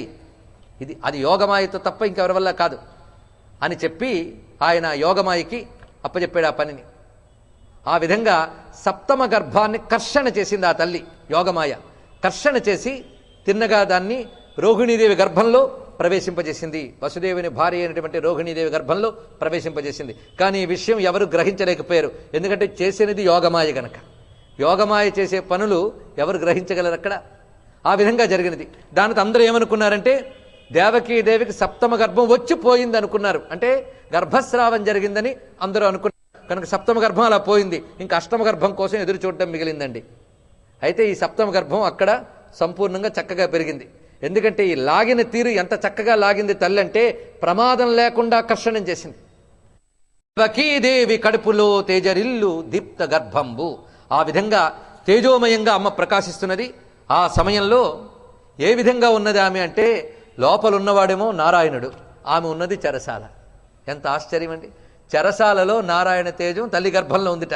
ఎలా ఉన్నదంటే, మూర్ఖుడి లోపల శారదాదేవి ఉంటే ఎలా ఉంటుందో అదేవిధంగా ఆ పాపాత్ముడైన కంసుని ఇంట చెరసాలలో దేవకీదేవి ఆ విధంగా ఉన్నది అన్నారు. జ్ఞానకలునిలోని శారదయును బోలే, ఘటములోని దీపకళికవోలే, కుండలో పెట్టిన దీపంలాగా భ్రాత ఇంట నాక పడియుండే దేవకీ కాంత విశ్వగర్భ గర్భయగుచు. విశ్వగర్భ గర్భ అంటే విశ్వాన్నతట్టి తన కడుపులో పెట్టుకున్న వాడిని కడుపులో పెట్టుకుందండి అమ్మ. అందుకు విశ్వగర్భ గర్భయగుచు. ఈ స్థితిలో అక్కడ ఈమె అష్టమ గర్భంలో ఉన్న సమయం దగ్గర నుంచి కూడా ఆ మహానుభావుడు కంసుడు ఉన్నాడే, ఆయన గారికి మనసులో లేదండి. అక్కడి నుంచి ఆయనకి విశ్రాంతి అనేది లేదు, కంటి మీద కునుకు లేదు. అతడు పడుతున్న అవస్థని వర్ణిస్తున్నారు. జాగ్రత్తగా వినండి. ఇక్కడి నుంచే మనకి కృష్ణ కథలో భక్తి యోగంలోకి ప్రవేశిస్తున్నాం. కంసుడు ఒక పెద్ద యోగి, సామాన్యుడు కాదు. ఎందుకంటే మామూలుగా అయితే కృష్ణుడు వచ్చి కంసుడిని చంపి ఉంటే కంసుడు మరణించేవాడు. కృష్ణుడి చేత చంపబడినందుకు గాను ఒక ఉత్తమ గతికి వెళ్ళేవాడేమో తప్ప సంపూర్ణమైన మోక్షం వచ్చేది కాదు. ఇది బాగా రహస్యం. యోగంతో మరణించిన వాడికే మళ్ళీ జన్మరాహిత్యంతో కూడిన మోక్షం లభిస్తున్నది. ఇది దీనిలో ఉన్న విశేషం. వీడు యోగి కావాలి. యోగి అంటే అర్థం ఏమిటి? యోగి అంటే నిరంతర నిరంతర నిరంతర ధ్యానమే యోగం. నిరంతర ధ్యానం యోగం. ఎప్పుడూ అదే తలంచుకోవడమే యోగం. అలాంటి యోగ స్థితిలో కానీ మరణించితేనే వాడు మోక్షాన్ని పొందుతాడు. ఈ విషయాన్ని తర్వాత ఇంకా మనకు అర్థమవుతుంది. కంసుడు ఒక యోగి. ఆ యోగం పరమాత్మే కల్పించాడు. ఎలాగో చూడండి. ఆకాశవాణి మాటతో మొదలైంది యోగం. ఈమె అష్టమ గర్భం నిన్ను సంహరిస్తుందన్న చెప్పిన దగ్గర నుంచి ఆయన గారి చింతనంతా దాని గురించే అక్కడ మొదలైందండి. కృష్ణుడు పుట్టక ముందే కంసుడు మనసులో పుట్టేశాడు. ఆయన అతను పుడతాడు, నన్ను చంపుతాడని భయంతోనే ఉన్నాడు. భయం కాస్త యోగంగా మారింది. ఆ యోగం ఇప్పుడు చూడండి ఎలా యోగిగా మారిపోయాడు చూపిస్తున్నాడు ఇక్కడ. శ్రవణ రంధ్రంబుల ఏ శబ్దంబు వినబడు అది హరిపలుకని యాలకించు, అక్షి మార్గమున ఎయ్యది చూడబడు అది హరిమూర్తిగానోపునంచు చూచు, తిరుగుచో దేహంబు తృణమైన సోకిన హరికరాఘాతము అనుచు కలగు, గంధమ్ములేమైన ఘ్రాణంబు సోకిన హరిమాలికా గంధమనుచు అదరు, పలుకులెవ్వియైన పలుకుచో హరిపేరు పలుకుబడియననుచు భ్రమసి పలుకు, తలపులెట్టివైన తలచి ఆ తలపులు హరి తలపులనుచు అలుగ తలచు. దీన్ని జాగ్రత్తగా పరిశీలించినట్లయితే, అందుకే భాగవత కథ వినేటప్పుడు ఒక ప్రత్యేకమైన హృదయంతో వింటే అడుగడుగున మాధుర్యం మనకు కనిపిస్తుందండి. శ్రవణ రంధ్రంబుల ఏ శబ్దంబు వినబడు, చెవికి ఏ శబ్దం వినమన్నా ఆ విష్ణువు పిలుస్తున్నాడేమో చూస్తున్నట్ట. అంటే అష్టమ గర్భంలో ఉన్నవాడు వచ్చే మావా అని పిలుస్తున్నాడేమో అనిపిస్తుంది అతనికి మాటి మాటికి. పైగా ఎవరైనా దూరం నుంచి వస్తూ కనిపిస్తే ఆ విష్ణువు అలాగం అసలే మాయావి కదా, దూరినట్టే గర్భంలో దూరి అందులోంచి బయటకు వచ్చి నన్ను సంహరించడానికి వస్తున్నాడా అనిపిస్తోందట. తిరుగుతున్నప్పుడు ఏ గడ్డి పరక తగిలినా ఆ విష్ణువు వచ్చి చేత్తో అలా కొట్టాడా అనిపిస్తోందట. ఏదైనా మంచి వాసన వచ్చినప్పుడు ఆ నారాయణుడు ధరించినటువంటి వైజయంతి, వనమాల, తులసి ఇత్యాది మాలికల యొక్క వాసన ఏమో అని భ్రమ కలుగుతోంది అతడికి. అంతేకాదు ఒక్కొక్కప్పుడు మాట్లాడుతూ నేను పొరపాటు విష్ణువు పేరుగానే పలికేనా అనుకుంటూ విష్ణువు పేరు పలుకుతున్నట్టు. ఈ విధంగా ఇలాగా అతడికి తెలియకుండా విన్నా, కన్నా, అన్నా, కదులుతున్నా, ఏమి చేస్తున్నా అతడి స్మరణంతో ఏమైపోయిందండి? నారాయణమయమైపోయింది. అదే యోగం అంటే. ఎలా కంటిన్యూ చేస్తున్నాడో యోగాన్ని చూడండి ఇక్కడ జాగ్రత్తగా. ఇలాగ చింతన చేస్తూ అతడున్నాడు. సరిగ్గా శ్రావణ మాసం వచ్చింది, బహుళ అష్టమి, గడియలు రాబోతున్నాయి. ఈ లోపల గర్భవతిగా ఉన్నటువంటి ఆ తల్లి దగ్గరికి బ్రహ్మాది దేవతలు ఆ చెరసాలలో దివ్యమైన అదృశ్య తేజో రూపాలతో, సూక్ష్మదేహాలతో వచ్చారట.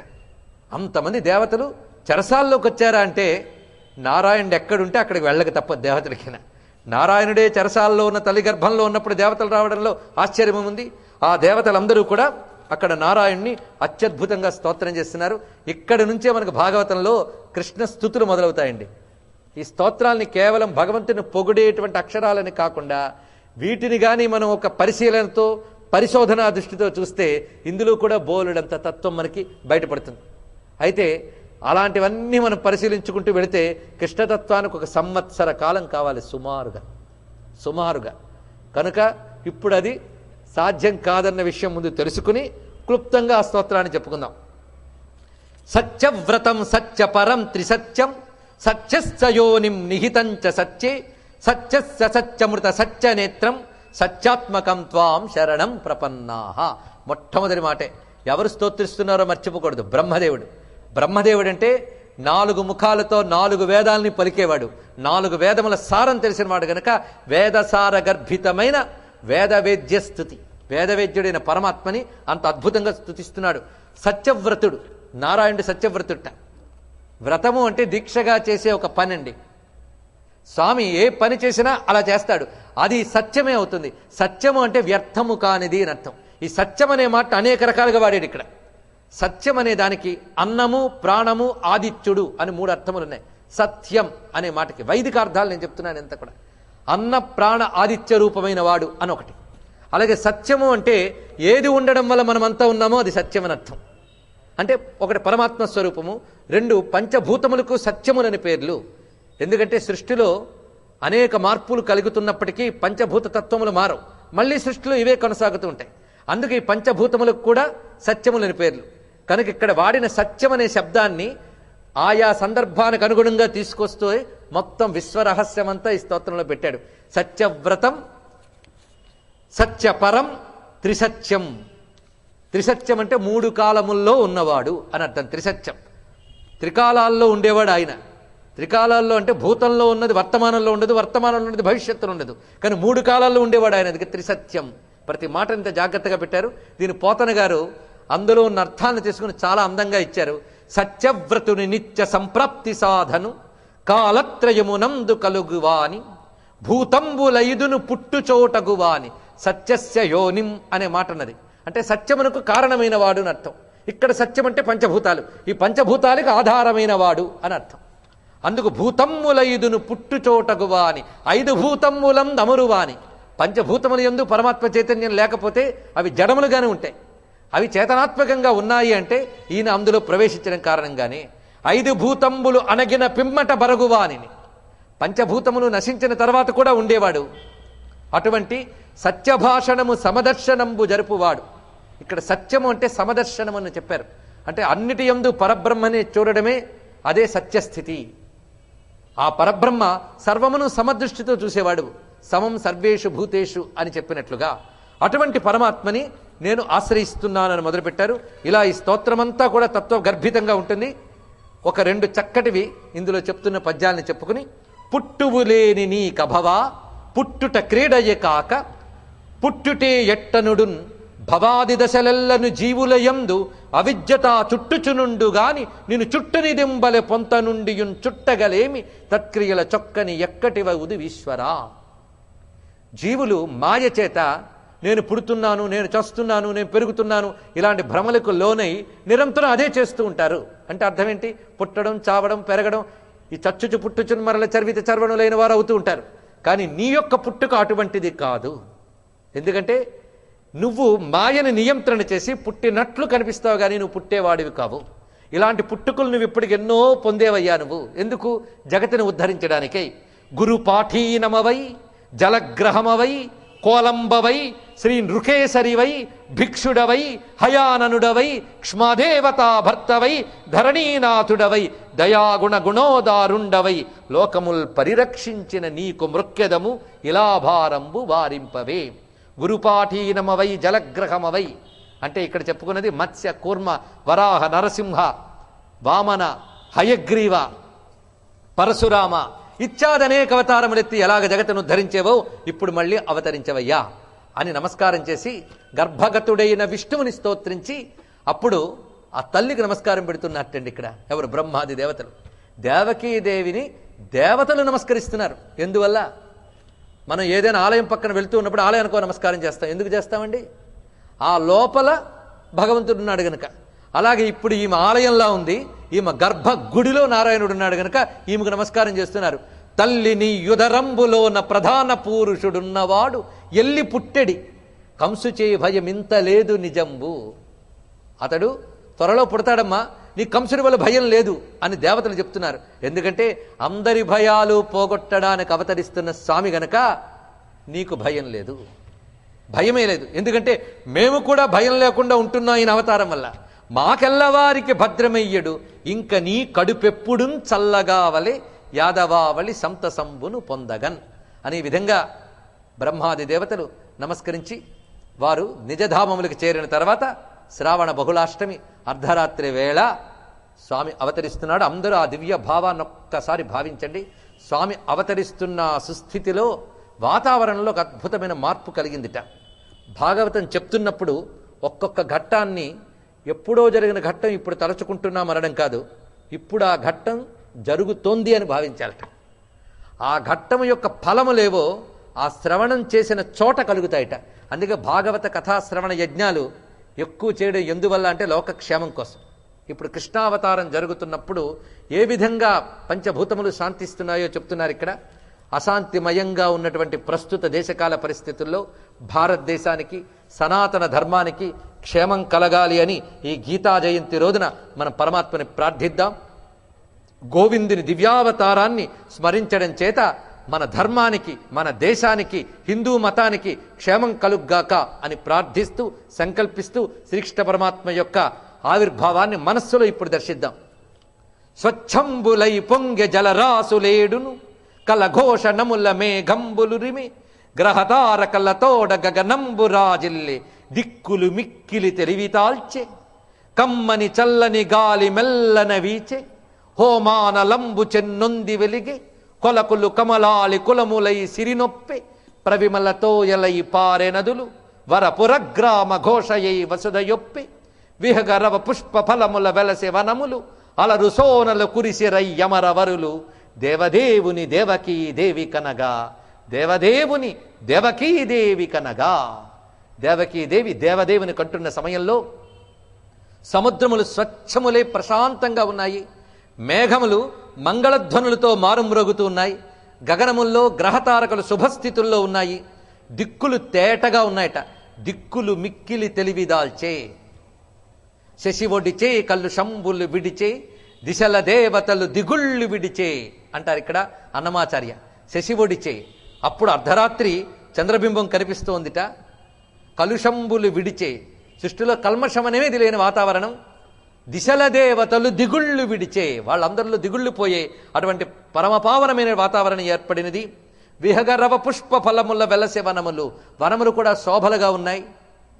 వృక్షములు యందు పువ్వులలో తమకు తెలియకుండానే మకరందం స్రవిస్తోందిట. ఎందుకంటే పంచభూతముల యందు వ్యాపించిన పరమాత్మ అవతరిస్తున్నప్పుడు పంచభూతములకు కూడా శాంతి కలుగుతున్నది.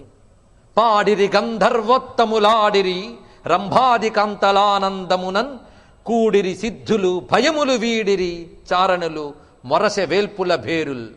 మొరసె వేల్పుల భేరుల్ దేవదుందుబులు గగనంలో మారుమ్రోగుతూ ఉండగా దివ్య దర్శనం కలిగినటువంటి గంధర్వులు, అప్సరసలు, చారణులు, కిన్నెరలు ఇత్యాదులందరూ కూడా కృష్ణావతార మహోత్సవాన్ని జరుపుకుంటున్నారు గగన వీధిలో. సుతుగనె దేవకి నడురేయి అతి శుభగతి తారలను గ్రహంబులు ఉండన్ దితిసుత నిరాకరిష్టున్ శ్రితవదనాలంకరిష్ణు జిష్ణున్ విష్ణున్. తల్లి అర్ధరాత్రి కన్నది, అమ్మ కన్నదిట. ఇక్కడ నిజంగా కన్నది అనే మాట సరిగ్గా సరిపోతుందండి. కన్నది అంటే చూసినది అని. కృష్ణ పరమాత్మ గర్భంలో ఉన్నప్పటికీ భాగవత ప్రకారంగాను విష్ణు పురాణ ప్రకారంగా మనం పరిశీలించినప్పటికీ గర్భంలోంచి రాలేదుట ఆయన. గర్భంలో ఉండడం లీల, ఎదురుగా కనబడ్డాటండి.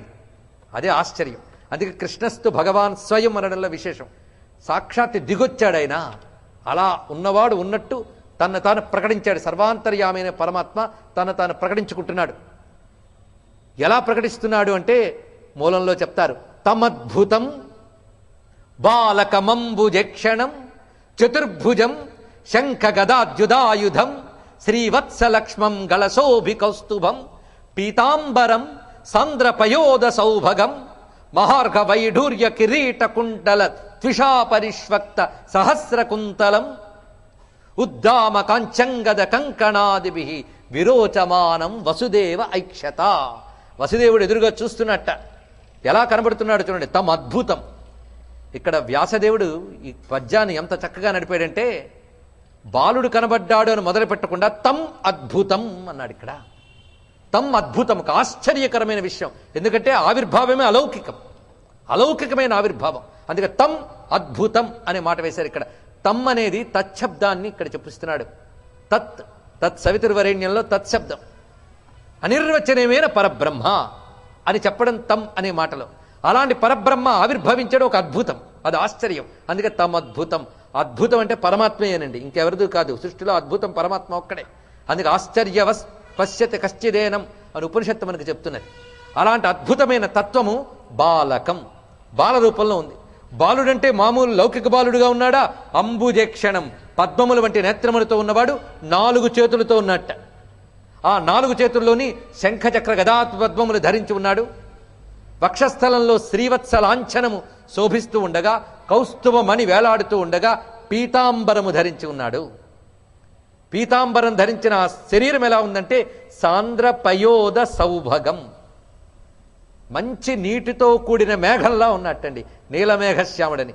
సాంద్ర పయోద సౌభగం, చిక్కనైనటువంటి మబ్బులాగా ఉన్నట్టండి. స్వామి మేఘశ్యాముడు. ఆ చల్లదనం అక్కడున్నది. మన యొక్క జన్మల తాపాల్ని పోగొట్టేటువంటి మేఘశ్యాముడటు. అటువంటి సాంద్రపయోద సౌభగం, శరీరమంతా అన్ని ఆభరణములతో శోభిల్లుతున్నది. ఆ ఆభరణముల విశేషం చెప్తున్నాడు. మహార్ఘ వైఢూర్య కిరీట కుండల ద్విషా పరిష్వక్త సహస్ర కుంతలం.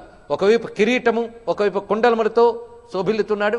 ఇన్ని అలంకరించినప్పటికీ ఆ జుట్టు చాలా ఒత్తుగా ఉందిటండి. ఆ ఒత్తైన జుట్టు ఈ కిరీటం పెట్టుకున్నప్పటికీ కనిపిస్తున్నది చెవుల దగ్గర అక్కడ. అలాంటి కేశవుడు గోచరించాడు. ఉద్దామ కాంచంగద కంకణాదివి, దివ్యములైన అలంకారములతో శోభిల్లుతున్నటువంటి ఆ స్వరూపాన్ని దర్శించాడు వసుదేవుడు. ఇదే పుట్టుకయే ఆశ్చర్యం. అందుకే అన్నమయ్య అంటారు, పుట్టేయపుడే చతుర్భుజాలు శంఖు చక్రాలు ఎట్టు ధరించెనే ఈ కృష్ణుడు, అట్టే కిరీటము ఆభరణాలు ధరించి ఎట్ట ఎదుట ఉన్నాడు ఈ కృష్ణుడు, సతులాలా చూడరే శ్రావణ బహుళాష్టమి కథలాయే నడురేయి కలిగే శ్రీకృష్ణుడు. అన్నమయ్యను కూడా ఇక్కడ ఎందుకు తెచ్చుకున్నామంటే, అన్నమయ్య రచించిన కృష్ణ కీర్తనలు ఎవరైనా జాగ్రత్తగా ఓపిగ్గా ఒక ఆర్డర్గా కూర్చితే అన్నమయ్య భాగవతం తయారవుతుంది. అంత అద్భుతంగా రచించాడు ఆయన. పుట్టుకకే చాలా రచించాడండి. అరయ శ్రావణ బహుళాష్టమి చంద్రోదయాన సిరులతో నుదయించే శ్రీకృష్ణుడిదివో అన్నారు ఇక్కడ.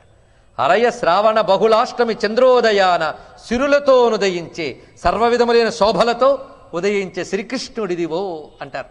సతులాలా చూడరే శ్రావణ బహుళాష్టమి. మరొక సువ్వి పాటలో కూడా కృష్ణ జననాన్ని చాలా చక్కగా చెప్పారండి. సువ్వి సువ్వి సువ్వాలమ్మ నవ్వుచు దేవకి నందనుగనియే అన్నాడు. ఇది అన్నమయ్య కవిత్వంలోని గొప్పతనం. దేవకి దేవి నవ్వుతూ కన్నది రండి. నవ్వుతూ ఎవ్వరు పిల్లల్ని కనరు, ఏ తల్లి కూడా. ప్రసవ వేదన పడే పిల్లల్ని కంటారు కనుక ఏడుస్తూనే పిల్లల్ని కంటారు. పుట్టిన తర్వాత పిల్లలు ఏడిపిస్తారు, అది వేరే విషయం. సృష్టిలో ప్రసవం అనేది ఒక వేదన. కానీ కృష్ణ జననం జరిగినప్పుడు తల్లికి కూడా వేదన లేదు. అంటే కృష్ణుడు అందరికి ఆనందప్రదాత, ఏ ఒక్కరికి దుఃఖం కలగనివ్వడు, ఆఖరికి తనను కన్న తల్లికి కూడా. అటువంటి ఆనంద స్వరూపుడు కృష్ణ పరమాత్మ అలాగా ఆవిర్భవించాడు. ఎందుకంటే గర్భంలోంచి రావడం కాదు కదా. తల్లికి ప్రసవ వేదన ఎందుకు కలుగుతుంది? నిజానికి లోపలున్నవాడు వచ్చేటప్పుడు పడే వేదన వల్ల తల్లికి వేదన కలుగుతున్నది. లోపల వాడికి వేదన ఎక్కడా? లీలాస్వరూపుడు. అందుకే ఆయన గర్భంలోంచి వచ్చిన వాడు కాదు. అందుకే నవ్వుచి దేవకి నందను కనియే. ఒకే మాటతో ఎంత అందంగా చెప్పాడు చూడండి ఇక్కడ అన్నమాచార్య.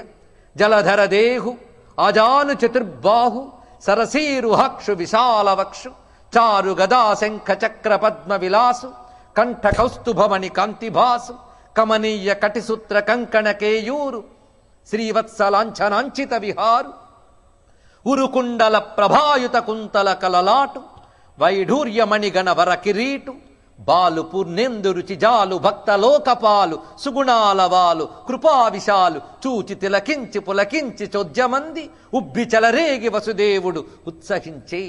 ఈ విధంగా స్వామి ఆవిర్భవించిన తర్వాత ఒక్కసారి మోకాళ్ల మీద నిలబడి రెండు చేతులు దోయిలించి నమస్కారం చేసేట కనుల ఆనందాశ్రములు రాలుతూ ఉండగా వసుదేవుడు. ఆ తర్వాత తల్లి కూడా నమస్కారం చేసి, ఇక్కడ అమ్మ చేసిన స్తోత్రం కూడా చాలా విశేషంగా ఉన్నది. అమ్మ అయ్య ఇద్దరూ స్తోత్రం చేస్తారు ఇక్కడ నారాయణ్ణి. తల్లిదండ్రులు ఉభయులు తనయుడికి చేసినటువంటి స్తోత్రం. ఈ స్తోత్రంలో అమ్మ చెప్తున్నది, నువ్వు నా గర్భంలో ఇంతకాలం ఉన్నావు అనేది నాకు ఆశ్చర్యంగా ఉందయ్యా. ఇటువంటి మహా తేజస్వరూపము నా గర్భంలో ఉందా? ఇదంతా లీల. అందుకే లీల మనకు అంతు పట్టని చేత గనక లీల. అది కూడా లీలకు మరొక అర్థం. మనం ఇది అని నిర్దేశించి చెప్పలేనిది ఈశ్వర చేష్ట, అందుకే అది లీల అని చెప్పబడుతున్నది. ఉపసంహర విశ్వాత్మన్ అదో రూపం అలౌకికం శంఖచక్ర గదా పద్మ శ్రీయాజుష్టం చతుర్భుజం. నీ యొక్క అలౌకికమైనటువంటి ఈ మూర్తిని దయచేసి ఉపసంహరించి మామూలు రూపంతో కనిపించవయ్యా. ఎందుకంటే నీ యొక్క దివ్య రూపం చూసాం నీ దయ వల్ల, అంతేగాని మేం చూసామా నువ్వు చూపించాం. కంటి భద్రము కంటి మాంసపు కన్నులంగనబోలుది తొంటి రూపు. మా యొక్క చర్మచక్షములు ఈ దివ్యస్వరూపాన్ని ఎక్కువసేపు చూసి భరించలేవయ్యా, దయచేసి నువ్వు సామాన్యమైన రూపాన్ని ధరించి గోచరించాలి అని ప్రార్థించిందిట దేవకీదేవి. అప్పుడు మందహాసం చేసి స్వామి చెప్తున్నాడు, అసలు మీరెవరో తెలుసా? తొల్లి స్వయంభూ మన్వంతరమున కృష్ణావతారం జరిగింది వైవస్వత మన్వంతరం, అంటే ఇప్పుడు నడుస్తున్న మన్వంతరం. వైవస్వత మన్వంతరంలో 28వ మహాయుగం నాటి ద్వాపర యుగంలో జరిగినది. కానీ ఏనాడో స్వయంభూ మన్వంతరం, ఇది ప్రథమ మన్వంతరం. ఆ మన్వంతరంలో ఇప్పుడు నడుస్తున్నది 7వ మన్వంతరం అండి. అది ప్రథమ మన్వంతరం, స్వయంభూ మన్వంతరం. ఆ స్వయంభూ మన్వంతరంలో నీ పేరు పృష్ణి, ఈయన పేరు సుతపుడు. అంటే వసుదేవుడు సుతపుడు అనే ప్రజాపతులు అంటే దివ్యజాతికి చెందిన వాళ్ళు. ఆయన యొక్క భార్య పృష్ణి. ఆ సమయంలో మీరు తపస్సు చేస్తే ఏం వరం కావాలన్నాను. నువ్వు మాకు పుత్రుడిగా కావాలని మీరు కోరుకున్నారు. అప్పుడు మీరు మోక్షాన్ని కోరలే, నన్ను పుత్రుడిగా కోరుకున్నారు. మీ పుత్రవాంఛ ఎంత బలీయంగా ఉందంటే అది 3 జన్మల వరకు నన్ను పుత్రుడిగా చేసింది అన్నాడు. అందుకు ఆ జన్మలో మీకు నేను సంతానంగా కలిగాను, అప్పుడు నా పేరు పృష్ణి గర్భుడు. ఆ తర్వాతి జన్మలో మీరు ఉభయులు అదితి కశ్యపులుగా అయినప్పుడు నేను వామనుడుగా మీకు అవతరించాను. ఇప్పుడు ఈ జన్మలో మీరే దేవకి వసుదేవులయ్యారు, ఇప్పుడు కృష్ణుడిగా అవతరించాను. ఇక్కడే ఒక రహస్యం చెప్తున్నా. మళ్ళీ తర్వాత ఏమవుతారు వీళ్ళు? మరేం కారు. పృష్టిసుతపులు అదితి కశ్యపులయ్యారు, అదితి కశ్యపులు దేవకి వసుదేవులయ్యారు. దేవకి వసుదేవులు ఈ జన్మే వాళ్ళకి ఆఖరి జన్మ, మరి వాళ్ళకి పుట్టుక లేదు. ఇది గుర్తుపెట్టుకోండి. ఇక్కడి నుంచి మీరు పరిశీలించాలంటే కృష్ణావతారంలో అందరికీ ఆఖరి జన్మే. తనని ఆశ్రయించిన అందరికీ ఆఖరి జన్మ చేసిన అవతారం కృష్ణావతారం. ఇది వరకు విష్ణువు చేతిలో చచ్చిన రాక్షసులు కూడా కృష్ణావతారంలో రాజ అంశలతో పుట్టి అప్పుడు ఆయన చేత సంహరింపబడి కంసాదులు మళ్లీ పుట్టుకలేని మోక్షాన్ని పొందారు. ఇది ఒక పెద్ద రహస్యమైన అంశం. వాళ్ళు ఆత్మతత్వం తెలుసుకున్నారా ఏమిటి? అదే కృష్ణావతారంలో ఉన్న విశేషం. ఎందుకంటే కృష్ణావతారంలో ఎవరు ఏ భావంతో ఆయన్ని చేరినా వారు పరమపదాన్నే చేరుకున్నారు, జన్మరాహిత్య స్థితినే చేరుకున్నారు. అందుకే కృష్ణావతారం అనుకున్న విశేషం ఇతర ఏ అవతారంలో కనబడిన విశేషం ఏంటంటే కృష్ణావతారంలో కృష్ణుడి దగ్గరికి ఎవరు ఏ భావంతో చేరినా అది వారికి ఆఖరి జన్మ. అందుకు కృష్ణుణ్ణి ఆశ్రయించిన వారికి ఆఖరి జన్మ అని చెప్తుంది కృష్ణావతారం. అందుకు తెలివైన వాడు కృష్ణుని పట్టుకుంటాడు, దాన్ని ఆఖరి జన్మగా చేసుకుంటాడు. అదే భాగవతంలో కృష్ణావతారంలో ప్రధానమైన అంశం. మీరు పరిశీలించండి, ఇక్కడ వీళ్ళకి ఇది ఆఖరి జన్మ. అంతేగా జై విజయులు ఆలోచించండి. జై విజయులు హిరణ్యాక్ష హిరణ్యకశిపులు లేనప్పుడు స్వామి నరసింహస్వామిగా వచ్చాడు. తర్వాత రావణ కుంభకర్ణులు లేనప్పుడు స్వామి రామచంద్రమూర్తిగా వచ్చాడు. తర్వాత వాళ్లే శిశుపాల దంతభక్తులు లేనప్పుడు కృష్ణుడిగా వచ్చాడు. తర్వాత వాళ్ళు ఏమయ్యారు? మరి లేదు వాళ్ళకి పుట్టుక. చూసారా? కనుక కృష్ణావతారంకి ముకుందావతారం ఇప్పుడు మరొకటి చెప్పాను. ఈ రోజు నాకు తెలిసి 3 చెప్పాను, 7 రోజుల్లో ఎన్ని చెప్తాను. ముకుందావతారం. ముకుందావతారం అంటే ముక్తిం దదాతీతి ముకుంద, పునరావృత్తి రహితమైనటువంటి కైవల్యాన్ని ఇచ్చిన అవతారం. ఇదివరకు వారు ఏ కామనలతో పరమాత్మను ఆశ్రయించినప్పటికీ కూడా ఈ జన్మకు వచ్చేటప్పటికల్లా వాళ్ళ కామనలు మోక్షస్థితికే తీసుకువెళ్ళే బ్రహ్మకామనగా మారి అది కైవల్యాన్ని ఇచ్చాయి. అందుకే కృష్ణావతారాన్ని ముకుందావతారం అని కూడా చెప్పడం జరిగింది. అందరికీ ముక్తినిచ్చినటువంటి దివ్యావతారం. మరొక్క రహస్యం చెప్తున్నా. కృష్ణావతారానికి ఉన్నటువంటి విస్తారమైన లక్షణం ఇతర అవతారముల యందు స్వామి అవతరించాడు అనగానే ఆయన కౌంటర్ పార్ట్ కూడా మనకు గుర్తుకొస్తుంది. అవునా లేదండి? ఆయన కౌంటర్ పార్ట్ అంటే ఆయన ఎవరికి ప్రత్యర్థిగా వచ్చాడో, ఎవరిని సంహరించడానికో గుర్తుకొస్తుంది. నరసింహస్వామి అంటే హిరణ్యాక్ష హిరణ్యకశిపులు గుర్తొస్తారు మనకి. అలాగే రాముడు అంటే రావణ కుంభకర్ణులు గుర్తొస్తారు. కానీ కృష్ణుడు అంటే గుర్తొస్తారా? శిశుపాల దంతభక్తులు చెప్పండి ఎవరికైనా. రారు. పులుసులో కలిసిపోయారు వాళ్ళు. అంటే స్వామి చేసిన అనంతమైన లీలల్లో వీళ్ళు కలిసిపోయారు. అంటే కృష్ణావతారానికి క్యాన్వాస్ ఎక్కువ, స్కోప్ ఎక్కువ. ఈ అవతారానికి ఉన్న విస్తృతి చాలా ఉన్నది, లోతు చాలా ఉన్నది. డెప్త్ అని అంటాం కదా, అలాంటి లోతు చాలా ఉన్నది, విస్తారం చాలా ఉన్నది. అనే కృష్ణావతారం ఏదో ఒక లక్ష్యం కోసం వచ్చినట్టుగా కనబడదు, అనంతమైన లక్ష్యాలతో కనిపిస్తూ ఉంటుంది కృష్ణావతారం. అంతేకాదు మరొక విశేషంలో కృష్ణావతారంలో ఉన్న ప్రత్యేకత ఈ విధంగా ఒక అంశము అని మాత్రమే కనబడకుండా తన యొక్క పరమాత్మ భావన విస్తారంగా చూపిస్తాడు. అలాగని ఇక్కడేం రాముడిని ఏం తక్కువ చేయలేదండి. ఆయన సబ్జెక్ట్ వస్తే అప్పుడు విజృంభిద్దాం. ప్రస్తుతం ఈయన గారు హీరో కనుక ఈయన కనుక ఎవరి పెళ్లికి వాళ్లే పెళ్లి కొడుకు కనుక వాళ్ళే గొప్పగా కనిపిస్తారు. కనుక ప్రస్తుతం కృష్ణుడి గురించి చెప్పుకుంటున్నాం. ఇంకొక విశేషం ఉంది. కొంతమంది రామావతారం కృష్ణావతారం చెప్తూ రాముడు చాలా మంచివాడు, కృష్ణుడేమో మాయిదారి అంటూ ఉంటాం. కానీ చాలా అజ్ఞానం. రాముడే మాయిదారి రాముడు, కృష్ణుడు మాత్రమే మాయ లేని అవతారం అండి. రాముడు సాక్షాత్ నారాయణుడు, అందులో సందేహం లేదు.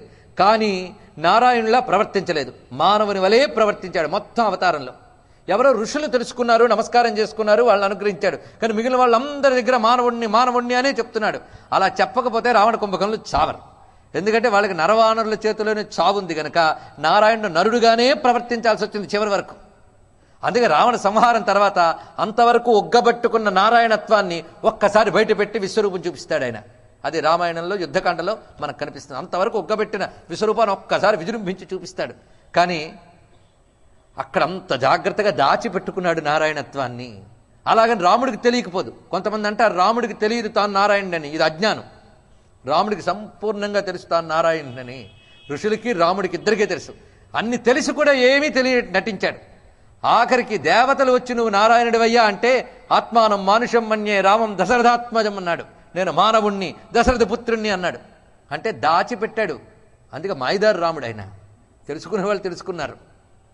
కానీ కృష్ణావతారం దాపరికం లేని అవతారం. తన నారాయణత్వాన్ని అడుగడుగున ఆయన ప్రకటించాడు. పరమాత్మ భూమి మీదకి దిగి వస్తే ఎలా ఉంటుందనే ప్రశ్నకి సమాధానమే కృష్ణావతారం. అది తెలుసుకోవాల్సినది. అందుకు అడుగడుగున తన పరమాత్మ భావాన్ని ప్రకటించాడు. తెలుసుకున్న వారు తెలుసుకున్నారు, ధన్యులయ్యారు. ఈ విధంగా పరమాత్మ భావాన్ని అడుగడుగున ప్రకటిస్తూ ఒక విస్తారమైన స్వరూపాన్ని చూపించాడు. అందుకే దాపరికం లేని అవతారం కృష్ణావతారం. అలాంటి ఈ దివ్యావతారంలో ఈ విధంగా వారికి తమ యొక్క పూర్వజన్మల్ని చెప్పి ఇప్పుడు ఇక్కడి నుంచి తనల్ని వ్రజభూమికి తీసుకువెళ్ళమని ఆజ్ఞాపించాడు ఆయన. మధుర నుంచి నందవ్రజానికి తను తీసుకువెళ్ళమని చెప్పాడు. అక్కడ నంద యశోదలు ఉన్నారు. ఆ యశోద ఇదే సమయంలో ఒక స్త్రీ శిశువుని కన్నది. నన్ను తీసుకువెళ్ళి అక్కడి నుంచి ఆమెను తీసుకుని ఇక్కడికి రా అని చెప్పాడు ఇక్కడ వసుదేవుణ్ణి. ఇప్పుడు సాధ్యమవుతుందా అంటే అంతా నువ్వు చేస్తున్నావు అనుకున్నావని ఆయన మహానుభవ. తీసుకురా అంటే జరుగుతుందంతే, నీ నిర్వాకం ఏంటి అని చెప్పాడు ఇక్కడ. చెరసాల్లో గట్టిగా పకడ్బందీ బందోబస్తు, పైగా అష్టమ గర్భం, నెలలు నిండాయి, పుడతాడని అందరికీ తెలుసు. అందరూ కంటి మీద కునుకు లేకుండా, కంటి రెప్పబడకుండా జాగ్రత్తగా కాపలా కాస్తున్నారు. అక్కడున్న కంసుడికి కూడా నిద్ర లేదండి. అలాంటి సమయంలో ఇంత సందడి జరుగుతున్నాయో ఎవ్వరికీ తెలియలేదండి.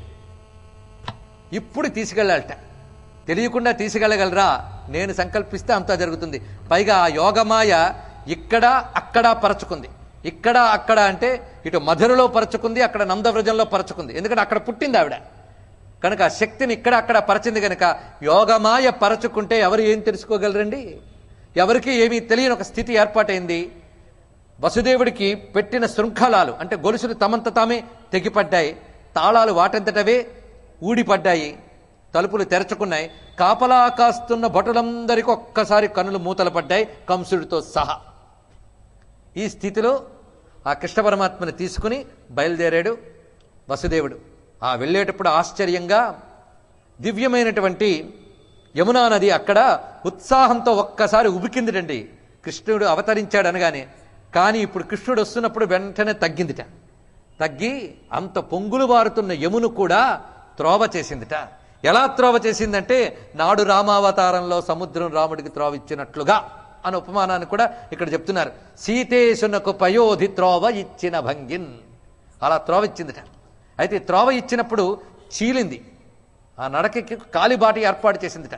అయితే ఇంత చీలినప్పుడు కూడా వసుదేవుడి యొక్క పాదాలు మునిగేటంత మాత్రం ఉందిట నీరు, పూర్తిగా లేదుట. ఎందుకు అది కూడా లేకుండా ఉండొచ్చు కదా అంటే వసుదేవుడు కృష్ణుణ్ణి పట్టుకొస్తున్నాడు గనక భక్తితో వసుదేవుడి పాదాలు కడిగింది రండి యమునా నది అని చెప్తున్నారు ఇక్కడ.